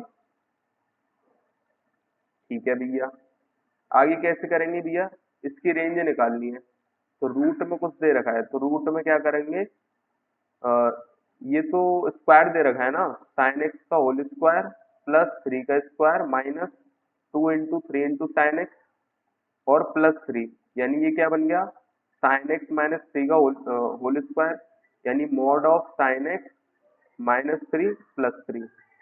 ठीक है, यानी साइन एक्स की वैल्यू अगर 3 से छोटी होगी और 3 से बड़ी होगी तो उसके लिए उसने रेंज दे रखी है, लेकिन साइन एक्स की वैल्यू तो -1 से 1 तक होती है, और साइन एक्स -3 की वैल्यू कितनी हो जाएगी, -4 से लेकर -2, तो मॉड ऑफ साइन एक्स -3 की वैल्यू कितनी हो जाएगी, 2 से लेकर 4। ठीक है, तो इसमें 3 और जोड़ दो, तो एफ एक्स की जो वैल्यू होगी वो कहाँ से कहाँ तक लाई करेगी, 5 से लेकर 7 तक, तो ये हमारा आंसर हो जाएगा। ठीक है भैया, आगे करें, if x y satisfies the equation this, तो ये इक्वेशन क्या है भैया, 1 + 4x - x² प्लस, ये इक्वेशन हमें अलग से सॉल्व करनी है। अब इसे कैसे करें भैया, देखो, √9 sec² y plus 4 cosec² y which is equal to three, एक सेकेंड,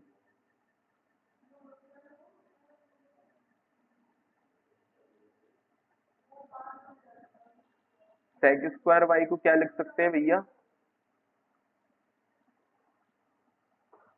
1 + tan² थीटा, यानी कि 9 + 9 tan² वाई, और इसको क्या लिख सकते हैं 1 + cot² थीटा। क्यों कर रहा हूं, क्योंकि इससे तो अभी कुछ नहीं बनेगा, लेकिन यहां से बन जाएगा क्या, √13 + 3 tan y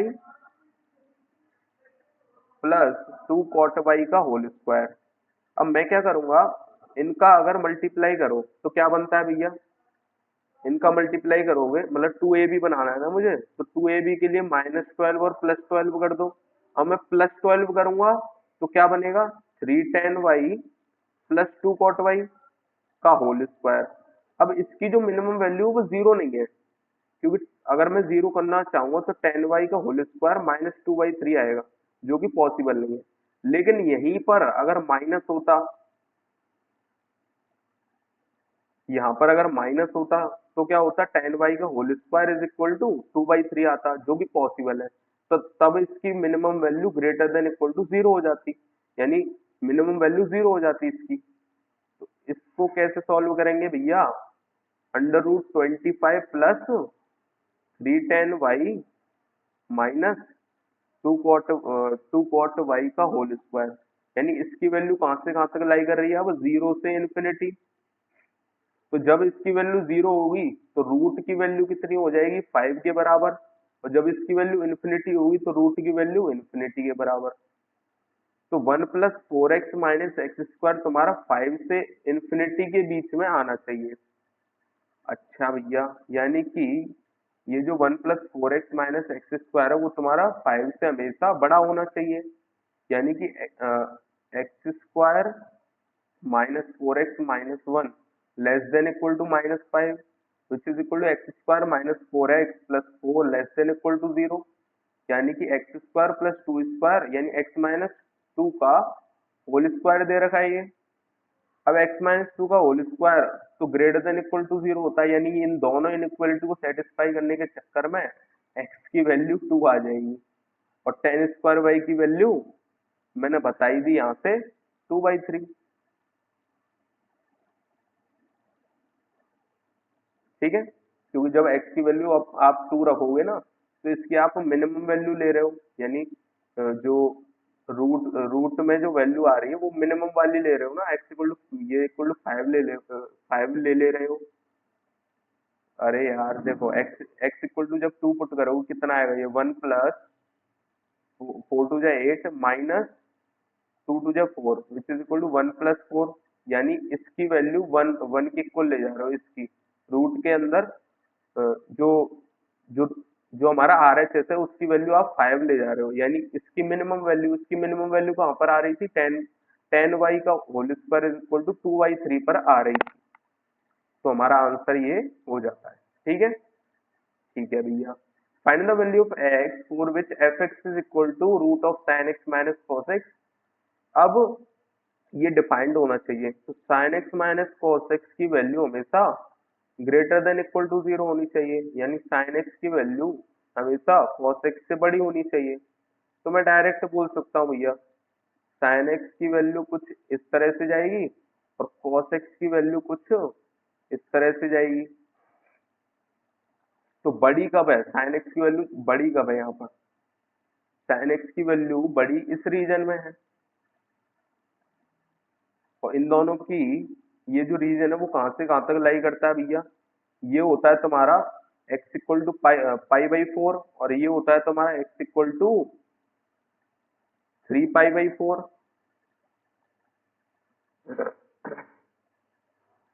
x equal to 3, हाँ x इक्वल टू 3 पाई/4 के बराबर होता है, क्योंकि ये sin x है, ये तुम्हारा cos x है। ठीक है, क्योंकि x इक्वल टू 40, आप 45 डिग्री पे सोचो तो sin x और cos x का मोड सेम होता है, तो ये दोनों जो ग्राफ है वो टकरा कब रहे होंगे, एक बार तो 1/√2 पर, और एक तुम्हारा -1/√2 पर। तो एक तुम्हारा थर्ड क्वाड्रेंट में आ रहा होगा, एक तुम्हारा फर्स्ट क्वाड्रेंट में आ रहा होगा। तो फर्स्ट क्वाड्रेंट में दोनों पॉजिटिव और उसमें दोनों नेगेटिव, लेकिन एंगल जो रेफरेंस एंगल है वो हमारा 45 डिग्री बन रहा होगा। तो एक में क्या हो रहा है भैया, एक में इस तरफ 45 और एक में इस तरफ 45, तो टोटल एंगल कितना हो गया इसमें, पाई प्लस पाई बाई 4, और एक एक तरफ तुम्हारा पाई बाई 4। सही सही लिखा है ना मैंने? एक सेकेंड, एक सेकेंड। साइन एक्स की वैल्यू कॉस एक्स से बड़ी होनी चाहिए, तो तुम्हारा 3 पाई बाई 4 तो तुम्हारा उसमें आ जाएगा सेकंड क्वाड्रेंट में। तो सेकंड क्वाड्रेंट में तो साइन एक्स की वैल्यू यानी कि 5 पाई बाई 4 होना चाहिए, है ना? तो हमने ये भी रिजॉल्व कर लिया, क्योंकि यहाँ पर ये दोनों नेगेटिव है, दोनों नेगेटिव कब हो सकते हैं, थर्ड क्वाड्रेंट में ही हो सकते हैं। तो हमारी रेंज क्या आ गई भैया, एक्स की वैल्यू पाई बाई 4 से 5 पाई बाई 4 के बीच में होनी चाहिए। ठीक है भैया, तो ये भी हो गया हमारा क्वेश्चन। तो मैं भी आ गया हूँ भैया ब्रेक कर कर अपना, क्योंकि मेरी तबीयत थोड़ी सी बीच में खराब हो गई थी। तो अ, चालू करें क्वेश्चन। तो यहाँ पर क्या कह रहा है कि कौन सा करेक्ट है। अब इस रेंज के लिए क्या ये इनइक्वालिटी सेटिस्फाई हो रही है कि नहीं, ये हमें चेक करना है। तो हम क्या करेंगे, टेन एक्स की वैल्यू, टेन एक्स की power l n cos x और कॉट एक्स की power l n cos x. तो हमें पहले क्वेश्चन लिखना पड़ेगा यहाँ पर, टेन एक्स की power l n cos x, और यहाँ पर है तुम्हारा कॉट एक्स की power l n cos x. और तुम्हारा x की वैल्यू कहाँ से कहाँ तक है, पाई बाई 4 से पाई बाई 2, यानी x की वैल्यू 45 डिग्री से 90 डिग्री के बीच में। अब मैं क्या करूंगा, पहले तो इसको एक्सचेंज कर दूंगा, तो क्या हो जाएगा, cot x की power l n tan x और तुम्हारा cos x की power l n cot x. अब cos x तुम्हारा इस रेंज में 0 से 1 के बीच में होगा, यानी कि 1 से छोटा होगा, तो l n tan x is greater than, यानी इनइक्वालिटी अपोजिट हो जाएगी। अब एल एन का बेस होता है ई, यानी कि इनइक्वालिटी सेम रहेगी। अब क्या कह रहा है भैया, tan x is greater than cot x, इस रेंज में होता है कि नहीं, बस हमें ये चेक करना है। तो देखो टेन एक्स कहाँ से कहाँ, टेन एक्स की वैल्यू ये कर लो 90 पर, इसकी वैल्यू डिफाइन नहीं है। अ, और तुम्हारी जो कॉट एक्स है वो कहाँ से कहाँ तक होता है भैया, कॉट एक्स तुम्हारा कुछ इस तरह से जाता है, और ये दोनों एक दूसरे को कट करते हैं at x equal to pi by 4। तो पाई बाई 4 से पाई बाई 2 के बीच में टेन एक्स की value greater than cot x होती है, तो ये यहाँ पर इनइक्वालिटी ट्रू हो जाएगी। दूसरी इनइक्वालिटी क्या दे रखी है, साइन एक्स की power l n sec x, sine x की power l n sec x और तुम्हारी कॉस एक्स की power l n sec x. यहाँ पर क्या है भैया, एक्स की रेंज दे रखी है 0 से पाई बाई 4, यानी 0 से 45 डिग्री। तो मैं क्या करूंगा, पहले एक्सचेंज कर दूंगा, यानी sec x की power ln sin x is greater then sec x की पावर ln cos x। अब sec x 0 से 45 डिग्री के बीच में कहाँ से कहाँ तक होगा भैया, sec x की वैल्यू 0 से 45 डिग्री के बीच में, ये तुम्हारा 1 से बड़ा होगा, ये sec x की वैल्यू 1 से बड़ी होगी, यानी कि ln sin x is greater then ln cos x। बोल रहा है कि भैया साइन एक्स की वैल्यू कॉस एक्स से बड़ी होनी चाहिए, यानी कि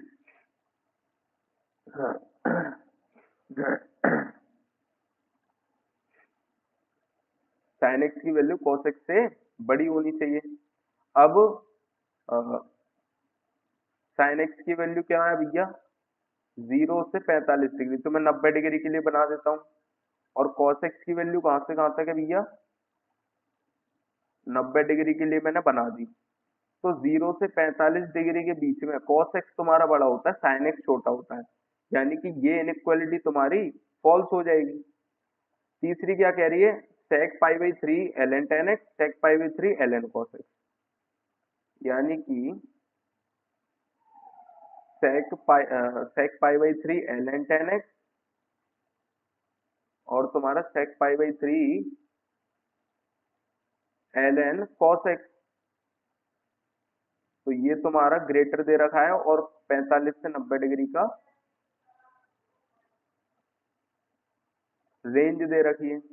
अब मैं क्या करूंगा भैया, sec पाई बाई 3 कितना होता है? 2, यानी 2 ln tan x is greater then 2 ln cos x। अब 2 जो है 1 से बड़ा होता है, यानी इनइक्वालिटी डायरेक्ट कर सकते हैं, यानी tan x is greater then cos x।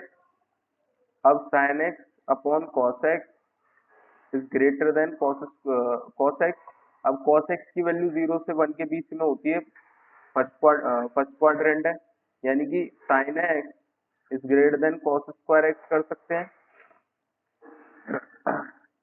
अब इसको कैसे सॉल्व करेंगे भैया? sin x is greater then 1 minus sign square x, यानी कि sign square x plus sine x minus 1 is greater then 0, यानी कि इसको मैं दो तरीके से कर सकता हूँ। वैसे कैसे कर सकता हूँ? कर दूं? चल कर देते हैं।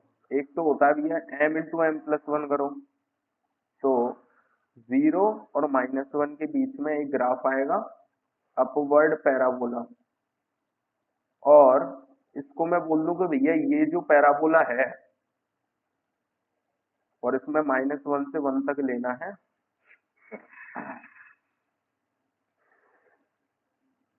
और sign x into sine x plus 1, तो साइन एन की वैल्यू 0 और साइन एक्स 1 बोल रहा है 1 से बड़ा होना चाहिए, तो 1 पर 1 इंटू 1 प्लस 1 यानी 2 आएगी वैल्यू।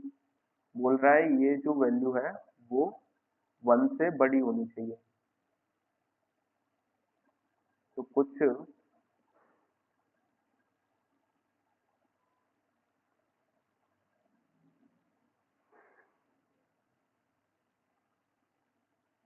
ये वाली रेंज आएगी।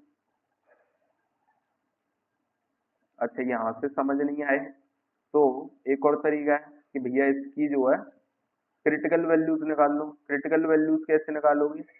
-1 sorry -b plus minus b square minus 4ac, तो वहां से कितना आएगा भैया? साइन है, देखो क्रिटिकल वैल्यू कैसे निकालोगे?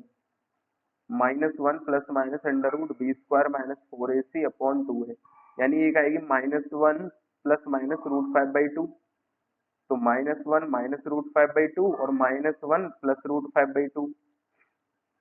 ठीक है भैया, तो ये साइन एक्स की रेंज है, तो साइन एक्स तो हमारा -1 से 1 के बीच में होता है, तो ये तो तुम्हारा -1.6 है, तो ये तो आएगा ही नहीं क्योंकि प्लस माइनस प्लस कर रहे हैं ना, तो ये जो थी रेंज, तो ये वाली तो नहीं आएगी क्योंकि साइन एक्स की वैल्यू तो -1 से 1 के बीच में है, और ये तुम्हारी 0.6 के आसपास आएगा।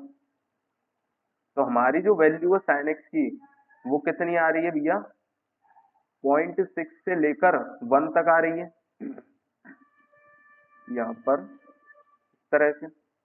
और तुम जो कह रहे हो उसमें साइन एक्स की वैल्यू कितनी आ रही है भैया? 45 डिग्री से 90 डिग्री, यानी 1/√2 से 1, which is equal to sine x की वैल्यू कहाँ से कहाँ तक आ रही है? 0.7 से लेकर 1 तक। तो मैं क्या कह रहा हूँ, ये जो इनइक्वालिटी है वो 0.6 से लेकर 1 तक ट्रू है, और आप कह रहे हो कि मेरा जो एक्स साइन एक्स है वो 0.7 से लेके 1 तक है, तो क्या ये इनइक्वालिटी ट्रू हो जाएगी? बिल्कुल हो जाएगी। लास्ट क्वेश्चन क्या कह रहा है भैया? लास्ट क्वेश्चन वो एक सेकंड मुझे पढ़ के आना था। ln sin x 1/2 3/4 ग्रेटर के लिए सॉल्व करना है, और फर्स्ट क्वाड्रेंट दे रखा है, तो 0 से 90 डिग्री तुम्हारा 1/2 की पावर ln sin x, 3/4 की पावर ln sin x। अब जब मैं sin x को नीचे लेकर आऊंगा तो ln 1/2, और यहाँ पर sin x को नीचे लेकर आऊंगा तो ln 3/4। तो sin x तुम्हारा इसमें 0 से 1 होगा, यानी कि 1 से छोटा होगा, तो ln 1/2 is less then ln 3/4, यानी 1/2 इज लेस देन 3/4, यानी 0.5 इज लेस देन 0.75, जो कि ट्रू होता है इस रेंज के लिए। तो हमारी ये इनइक्वालिटी ट्रू हो जाएगी। तो सिर्फ ये फॉल्स है, बाकी सारी ट्रू है। ठीक है। उसके बाद क्या कह रहा है, tan x की वैल्यू cot x से कब कब बढ़ी है ये मुझे बता दो। तो भैया tan x का ग्राफ तो तुम्हारा ऐसे होता है, x equal to odd pipe है, ये डिफाइन नहीं होता, सॉरी ऑड π/2 है ना। तो ये तुम्हारा हो जाएगा x इक्वल टू 3π/2। और तुम्हारा जो cot x है उसका ग्राफ कैसे होता है भैया, उसका कुछ इस तरह से हो जाएगा, n पाई पर ये डिफाइन नहीं होता। क्यों नहीं होता, क्योंकि परपेंडिकुलर की वैल्यू 0 को अप्रोच करने लगती है, पाई और 2π। ठीक है। तो बोल रहा है कि भैया tan x की वैल्यू cot x से बड़ी होनी चाहिए।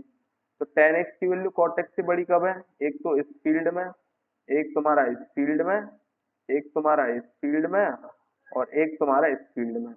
तो ये क्या हो जाएगा भैया, π/4, ये हो जाएगा 3π/4, ये हो जाएगा 5π/4, और ये हो जाएगा तुम्हारा 7π/4, क्योंकि रेफरेंस एंगल सब में π/4 होना चाहिए, क्योंकि π/4 के लिए ही ये दोनों की वैल्यू या तो प्लस बनाएगी या फिर माइनस बनाएगी। माइनस बनाएगी ये सेकंड और फोर्थ क्वाड्रेंट में, और प्लस बनाएगी फर्स्ट और थर्ड क्वाड्रेंट में। तो हमारा जो आंसर है वो क्या हो जाएगा भैया, π/4 से लेकर, जो x की वैल्यू है वो π/4 से लेकर π/2 हो जाए, यूनियन 3π/4 से पाई तक हो जाए, यूनियन 5π/4 से 3π/2 हो जाए, या फिर यूनियन 7π/4 से लेकर 2π हो जाए। ठीक है भैया, ठीक है भैया। अब एक्सरसाइज को सॉल्व कर लेते हैं। तो एफ एक्स की वैल्यू ये दे रखी, रेंज कैसे निकालेंगे, साइन एक्स की वैल्यू -1 से 1, साइन एक्स प्लस 3 की वैल्यू 2 से 4, 1 अपॉन करूंगा तो रेसिप्रोकल में इनइक्वालिटी अपोजिट हो जाती है, तो 1/4 इधर आ गया और 1/2 इधर आ गया। मल्टीप्लाई बाई 8 करूंगा तो क्या हो जाएगा आंसर, 2 से 4 तक। तो आंसर क्या आ गया भैया, 2 से 4 तक आ गई इसकी range. Sine of cos x की कैसे निकालेंगे भैया, cos x की वैल्यू होती है -1 से 1 के बीच में। अब ये तो होती है तुम्हारी रेडियन, cos x की वैल्यू -1 से 1 के बीच में जो आ रही है वो तो रेडियन में आएगी। यानी कि मेरे पास अगर sin x का ग्राफ ये है तो -1 रेडियन, यानी कुछ इस तरह से, और +1 रेडियन यानी 1 रेडियन इधर, कुछ इस तरह से। तो यहाँ पर क्या वैल्यू हो जाएगी, sin 1 रेडियन, और यहाँ पर क्या वैल्यू हो जाएगी, -sin 1 रेडियन। तो sin x की वैल्यू कहां से कहां तक लाई करेगी, sin 1 रेडियन से -sin 1 रेडियन से लेकर sin 1 रेडियन तक। ठीक है भैया, कोई दिक्कत। अच्छा, कई जने सोच सकते हैं भैया आपने बीच की वैल्यू तो देखी ही नहीं। तो मैंने कहा यार इन दोनों ग्राफ को ना एक एक पास लेके देख। तो एक बोल रहा है कुछ इस तरह से, ये सारी वैल्यूज आ जाएंगी, और एक बोल रहा है कुछ इस तरह से।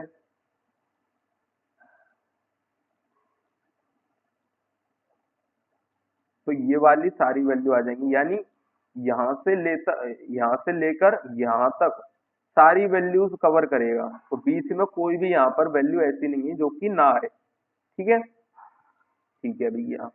यानी -sin से 0 तक यहाँ हो गया, और 0 से sin 1 यहाँ हो गया। ठीक है। क्या बोल रहा है, इसकी रेंज निकालो। कैसे निकालूंगा भैया, 12 sine theta minus 9 sign square theta. मैं क्या करूंगा, 3 साइन थीटा कॉमन ले लो, तो 4 माइनस 3 साइन थीटा।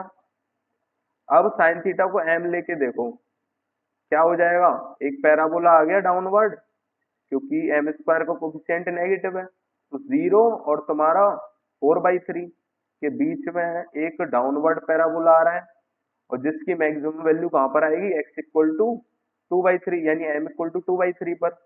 लेकिन m की वैल्यू तो साइन थीटा के बराबर थी, यानी उसकी वैल्यू -1 से 1 तक ही हो सकती है, -1 से लेकर 1 तक हो सकती है। ये तुम्हारा 0.67 है, तो 1 कुछ इधर आएगा, तो यहां से लेकर मुझे सिर्फ इतना ग्राफ चाहिए। अब मैक्सिमा तो 2/3 पर ही आ रहा है, तो मैक्सिमम वैल्यू कितनी हो गई, 3 into 2/3, 4 minus 3 into 2/3 which is equal to 2 into 2 which is equal to 4। तो मैक्सिमम वैल्यू 4 आ गई।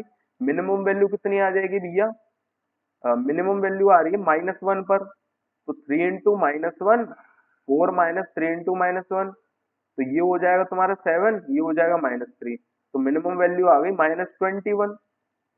तो इसका आंसर कितना हो गया भैया, रेंज कितनी आ गई, रेंज आ गई तुम्हारी -21 से लेकर 4। ठीक है भैया, मिनिमम वैल्यू बता दो इसकी, कैसे बताएंगे,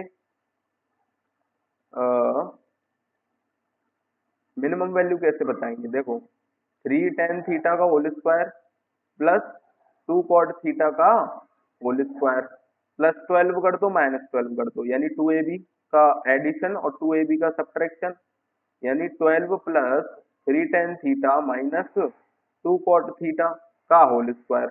इसकी मिनिमम वैल्यू 0 होती है, यानी इस पूरे की मिनिमम वैल्यू 12 हो जाएगी। ठीक है भैया, which of the following is correct for n, n जो है नेचुरल नंबर है।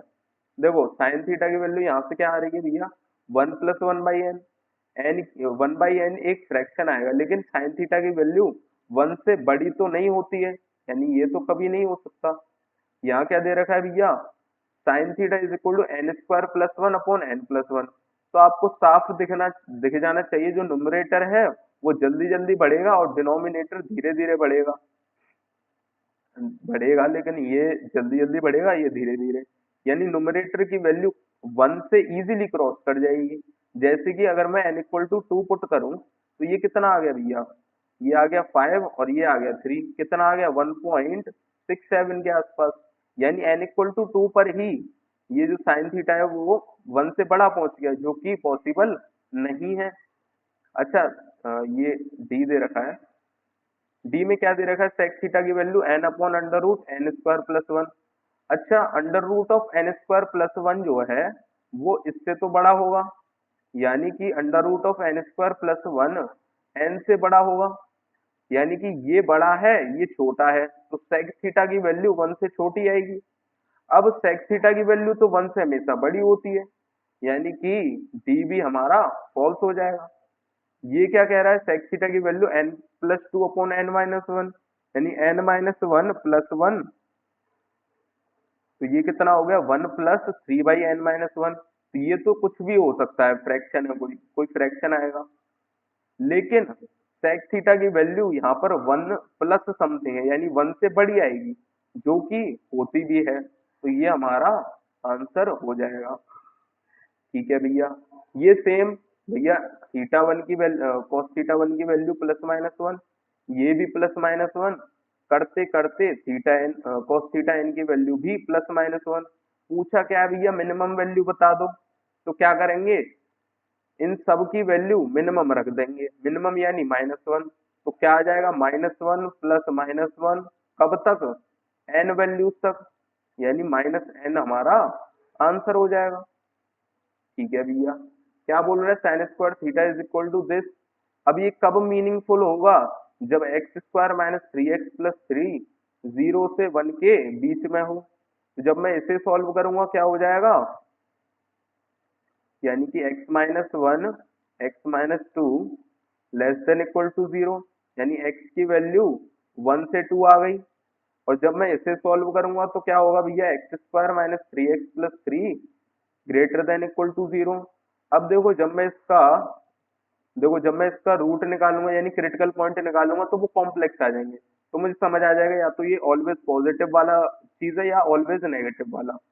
तो मैं क्या करूंगा, 2 × 3/2 × x+9/4 -9/4 जब मैं करूंगा तो मुझे यहाँ से दिख जाएगा कि x-3/2 का होल स्क्वायर प्लस 3/4 आ जाएगा। यानी कि ये तो हमेशा 3/4 से बड़ा होगा, यानी कि पॉजिटिव होगा, यानी ये इनइक्वालिटी हमेशा सेटिस्फाई कर जाएगी। यानी इसके लिए आ रहा है x बिलोंग्स टू r और इसके लिए आ रहा है x बिलोंग्स टू 1 से 2। तो इनका इंटरसेक्शन लेंगे तो आंसर क्या आ गया, x बिलोंग्स टू 1 से 2। ठीक है भैया। अब sec स्क्वायर थीटा की वैल्यू ये दे रखी है, प्रूव करना है कि ये ट्रू होगी सिर्फ a equal to b equal to c के लिए। तो मैंने कहा यार कैसे कर सकते हैं इसको। देखो इसको ऐसे करेंगे, कॉस में चलते हैं पहले तो। Cos square theta is equal to a² plus b² plus c² minus a b, sorry minus कहाँ से आ गया, अपॉन आएगा, upon a b b c और सी ए। अब देखो अगर इसको आप ध्यान से देखो तो कुछ आपको वो फॉर्मूला सा याद नहीं आ रहा है, a³ plus b³ plus c³ minus 3abc is equal to a plus b plus c into a² b² c² minus a b minus b c minus c. तो मैंने कहा यार जब a equal to b equal to c होता था तब उसकी value 0 हो जाती थी। यानी कि मुझे उस तरह की चीजें बनाने के लिए यहाँ पर कॉम्पोनेंडो एंड डिविडेंडो लगाना पड़ेगा। यानी ये आ जाएगा ऊपर की तरफ हाफ a माइनस बी का होल स्क्वायर, b माइनस सी का होल स्क्वायर और c माइनस ए का होल स्क्वायर। और नीचे आएगा तुम्हारा हाफ a प्लस बी का होल स्क्वायर, b प्लस सी का होल स्क्वायर और c प्लस ए का होल स्क्वायर। अब एक चीज बताओ कि ये जो तुम्हारा है ये किसके इक्वल हो रहा है, ये तुम्हारा, ये भी तुम्हारा 0 से बड़ा हो रहा है और ये भी तुम्हारा 0 से बड़ा हो रहा है। यानी कि राइट हैंड साइड की वैल्यू ऑलवेज पॉजिटिव आएगी, यानी 0 से बड़ी आएगी। अब लेफ्ट हैंड साइड देखते हैं, यहाँ क्या दे रखा है भैया, minus sign square theta upon cos square theta plus 1। यानी कि जो लेफ्ट हैंड साइड की वैल्यू है वो या तो 0 हो जाएगी या फिर नेगेटिव होगी, या तो 0 हो जाएगी या फिर नेगेटिव होगी।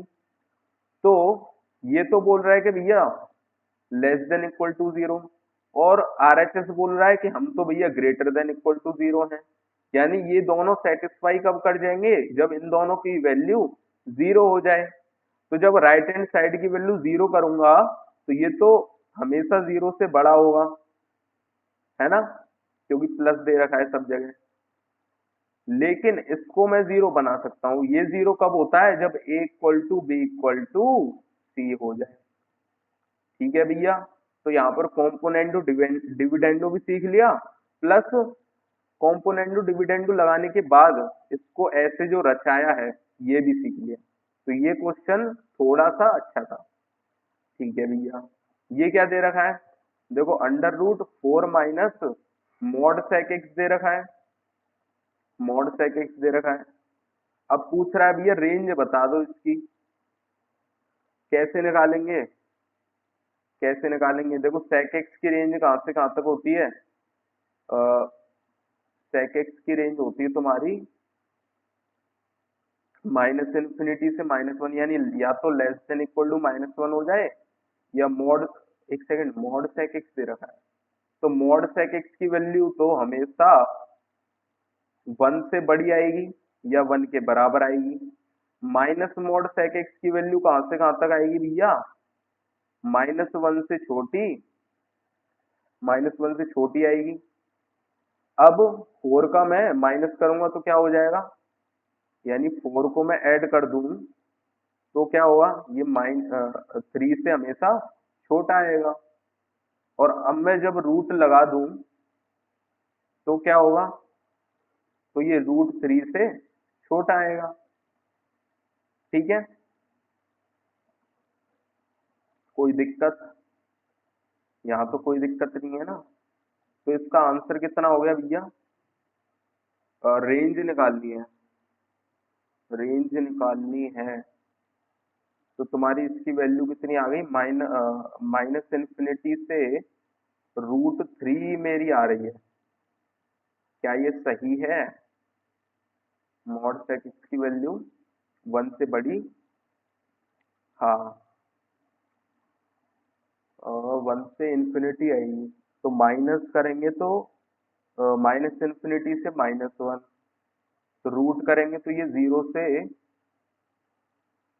क्योंकि रूट जो है नेगेटिव नंबर का तो हो ही नहीं सकता, तो ये 0 से बड़ा आएगा एंड √3 से छोटा आएगा। तो आंसर मेरे ख्याल से 0 से √3 आना चाहिए। ठीक है भैया, तो ये अब सही आंसर होगा, क्योंकि यहाँ पर क्या हो रहा था, जो ये है तुम्हारी वैल्यू वो माइनस इन्फिनिटी से -1 के बीच में जा रही थी, और 4 जब इसमें ऐड कर दूंगा तो वो तो माइनस इन्फिनिटी रहेगा, यहाँ पर बन जाएगा 3। अब जब मैं रूट ले रहा हूँ, तो रूट जब लूंगा तो नेगेटिव नंबर तो हटा ही दो, यानी जो हमारा रूट के अंदर वाली क्वांटिटी है वो 0 से बड़ी होनी चाहिए। तो जब मैं रूट लूंगा तो वो 0 से √3 के बीच में आना चाहिए। तो ये हो जाएगी हमारी रेंज। ठीक है भैया, तो यहाँ पर कोई दिक्कत नहीं होनी चाहिए, है ना। तो अब क्या बोल रहा है भैया, इसकी रेंज निकालो। तो देखो मॉड कॉस एक्स की रेंज कहाँ से कहाँ तक होती है? 0 से 1 के बीच में। 2 मॉड कॉस एक्स की रेंज कहाँ से कहाँ तक हो गई? 0 से 2 के बीच में। 2 मॉड कॉस एक्स -3 की रेंज कहाँ से कहाँ तक हो गई? -3 से -1 के बीच में। रेसिप्रोकल करूंगा तो -1 से -1/3 के बीच में एफ एक्स की रेंज आ जाएगी, यानी -1 से -1/3। कोई दिक्कत नहीं है भैया। क्या बोल रहे हैं? Find the range of f x is equal to this. इसे कैसे निकालेंगे भैया? आप ऐसा करो, एफ एक्स की वैल्यू लिख लो cos4x, और ये क्या हो जाएगा? -cos²x, यानी cos²x इंटू cos²x -1। तो m इंटू m-1 दे रखा है ये। क्या हो गया भैया? एक 0 और एक तुम्हारा 1, अपवर्ड पैराबोला बनेगा, और तुम्हारी x इक्वल टू 0.5 पर मिनिमम वैल्यू आ जाएगी। अब m की वैल्यू cos²x के बराबर है, यानी वो 0 से 1 के बीच में होना चाहिए, 0 से 1 के बीच में होना चाहिए। तो तुम्हारी जो मिनिमम वैल्यू है वो 0.5 पे आएगी। तो cos²x की वैल्यू 0.5 रखोगे तो half into half -1 which is equal to -1/4। ये होगी तुम्हारी मिनिमम वैल्यू, और मैक्सिमम वैल्यू तुम्हारी 0 यहाँ से दिख ही रही है।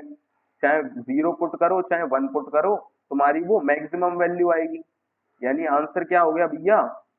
-1/4 से लेके 0। सिंपल है। ठीक है भैया, बोल रहा है मिनिमम वैल्यू निकालो f x equal to 1 plus sine x into 1 plus cos x. तो देखो 1 plus sine x into 1 plus cos x निकालना है। इसकी वैल्यू कहां से कहां तक होती है भैया? 0 से 2 के बीच में। -1 से 1 है ना, 1 ऐड करोगे तो 0 से 2 के बीच में। इसकी वैल्यू भी 0 से 2 के बीच में, यानी कि इन दोनों की मिनिमम वैल्यू को मिला दिया जाए तो इन दोनों की मिनिमम वैल्यू 0 आ सकती है। अब असल में क्या होता है, ये हाँ दिक्कत तो क्या आ जाती है सोचने में, कि साइन एक्स और कॉस एक्स की वैल्यू, एक्स की वैल्यू कुछ भी रखो, दोनों की वैल्यू अलग अलग आएगी। 45 डिग्री को छोड़कर दोनों की वैल्यू जनरली अलग अलग आती है। तो जब मैं इस ब्रैकेट को 0 बनाऊंगा तो हो सकता है ये ब्रैकेट 0 ना हो, लेकिन अगर मैं किसी भी एक ब्रैकेट को 0 बना दूं तो ये दोनों मल्टीप्लीकेशन में है, यानी पूरा प्रोडक्ट 0 आ जाएगा। तो इसकी जो मिनिमम वैल्यू है वो 0 ही होनी चाहिए, जो कि हमारी x इक्वल टू -पाई पर भी आ जाएगी और x equal to minus three sorry plus 3 pi by 2 पर भी आ जाएगी। ठीक है, प्लस 3 पाई बाई 2 पर यहाँ पर और माइनस पाई पे यहाँ पर। ठीक है भैया, तो ये तो सिंपल था सवाल। ये अच्छा, ये तुम्हारा देखा हुआ सवाल है, देखो कैसे। इसको स्क्वायरिंग को खोल दो तो क्या हो जाएगा, sine square theta plus cosec square theta plus 2 plus cos square theta plus sec square theta plus 2 greater than equal to 9। अब साइन स्क्वायर और कॉस स्क्वायर 1 हो गए, 1 2 और 2 5 हो गए, 5 को उधर लेके जाओ, क्या बन गया, sec square theta plus cosec square theta is greater than equal to 4। क्या ये हमने पहले नहीं देखा था, ये कुछ इस तरह से बन जाता है। क्या ये हमने पिछले से पिछले लेक्चर में नहीं देखी थी, ये इनइक्वालिटी कैसे आती है भैया, कैसे आती है। Sine sine square x minus cos square x का होल स्क्वायर हमेशा ग्रेटर देन इक्वल टू 0 होगा, यानी कि sine 4x minus sorry plus cos 4x minus 2 sine square x cos square x की value greater than equal to 0 होगी, यानी कि 1 minus 4 sine square x cos square x की value greater than equal to 0 होगी, है ना। यानी 1 upon sine square x cos square की value greater than equal to 4 आ जाएगी।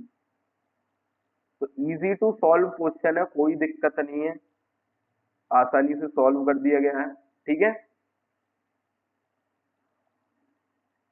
अच्छा डिवीजन भी हम क्यों कर पाए, क्योंकि sine square cos square positive होगा, इस वजह से हम डिवीजन भी कर पाए। तो इसकी चिंता मत किया करोगे भैया, आपने डिवीजन किया और हमें बताया भी। तो ये चीजें आपको थोड़ी सी जल्दी सोचनी होती है, हमेशा इसमें नहीं कि भैया एक्यूरेसी है तो इन चीजों में ही उलझे रहो, ये चीजें थोड़ी सी फ्रिक्वेंट होनी चाहिए। ठीक है भैया, क्या बोल रहा है, रेंज निकालो इसकी। कैसे निकालेंगे, पहले भी क्वेश्चन करा था, कैसे करेंगे, कोसेक स्क्वायर हो गया 1 प्लस कॉट स्क्वायर और सेक स्क्वायर हो गया 1 प्लस टेन स्क्वायर। तो ये कितना हो गया, 26 प्लस कॉट स्क्वायर थीटा, यानी कॉट थीटा का whole square plus 5 tan theta का whole square minus 10 plus 10 which is equal to 36 plus cot theta minus 5 tan theta का होल स्क्वायर। अब इसकी वैल्यू कहां से कहां तक है भैया, 0 से इन्फिनिटी, तो इस पूरे की वैल्यू कहां से कहां तक हो जाएगी, 36 से इन्फिनिटी। सिंपल है भैया, सिंपल है। आगे क्या कह रहा है भैया, cos square x plus cos x की वैल्यू ए प्लस 2 के बराबर है, तो फाइंड करो ए की वैल्यू। कैसे करेंगे भैया, सिंपल है, 2 को इधर लेके जाओ, यानी cos square x plus cos x minus 2 is equal to a. तो ये क्या बन गई, क्वाड्रेटिक बन गई, यानी कि इस क्वाड्रेटिक को सॉल्व करेंगे तो cos square x plus 2 cos x minus cos x minus 2, यानी कॉस एक्स कॉमन लो तो cos x plus 2 minus 1 common लो तो कॉस एक्स प्लस 2, यानी कॉस एक्स माइनस 1 और कॉस एक्स प्लस 2। तो क्या आ गया भैया, m माइनस 1 और m प्लस 2, तो माइनस 2 से 1 के बीच में एक ग्राफ आ रहा होगा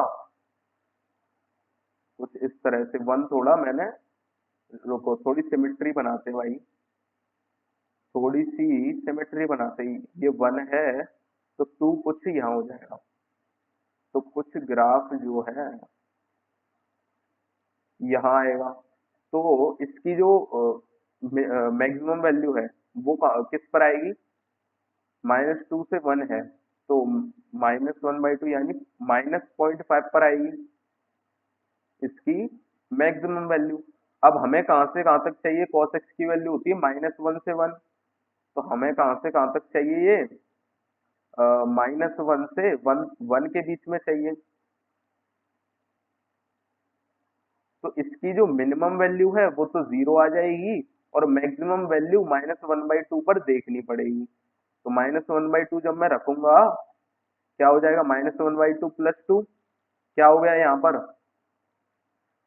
2 to the 4 minus 1 which is equal to 3 by 2 into minus 3 by 2 which is equal to, एक सेकेंड, ये नेगेटिव कैसे आ सकता है भैया? cos x minus 1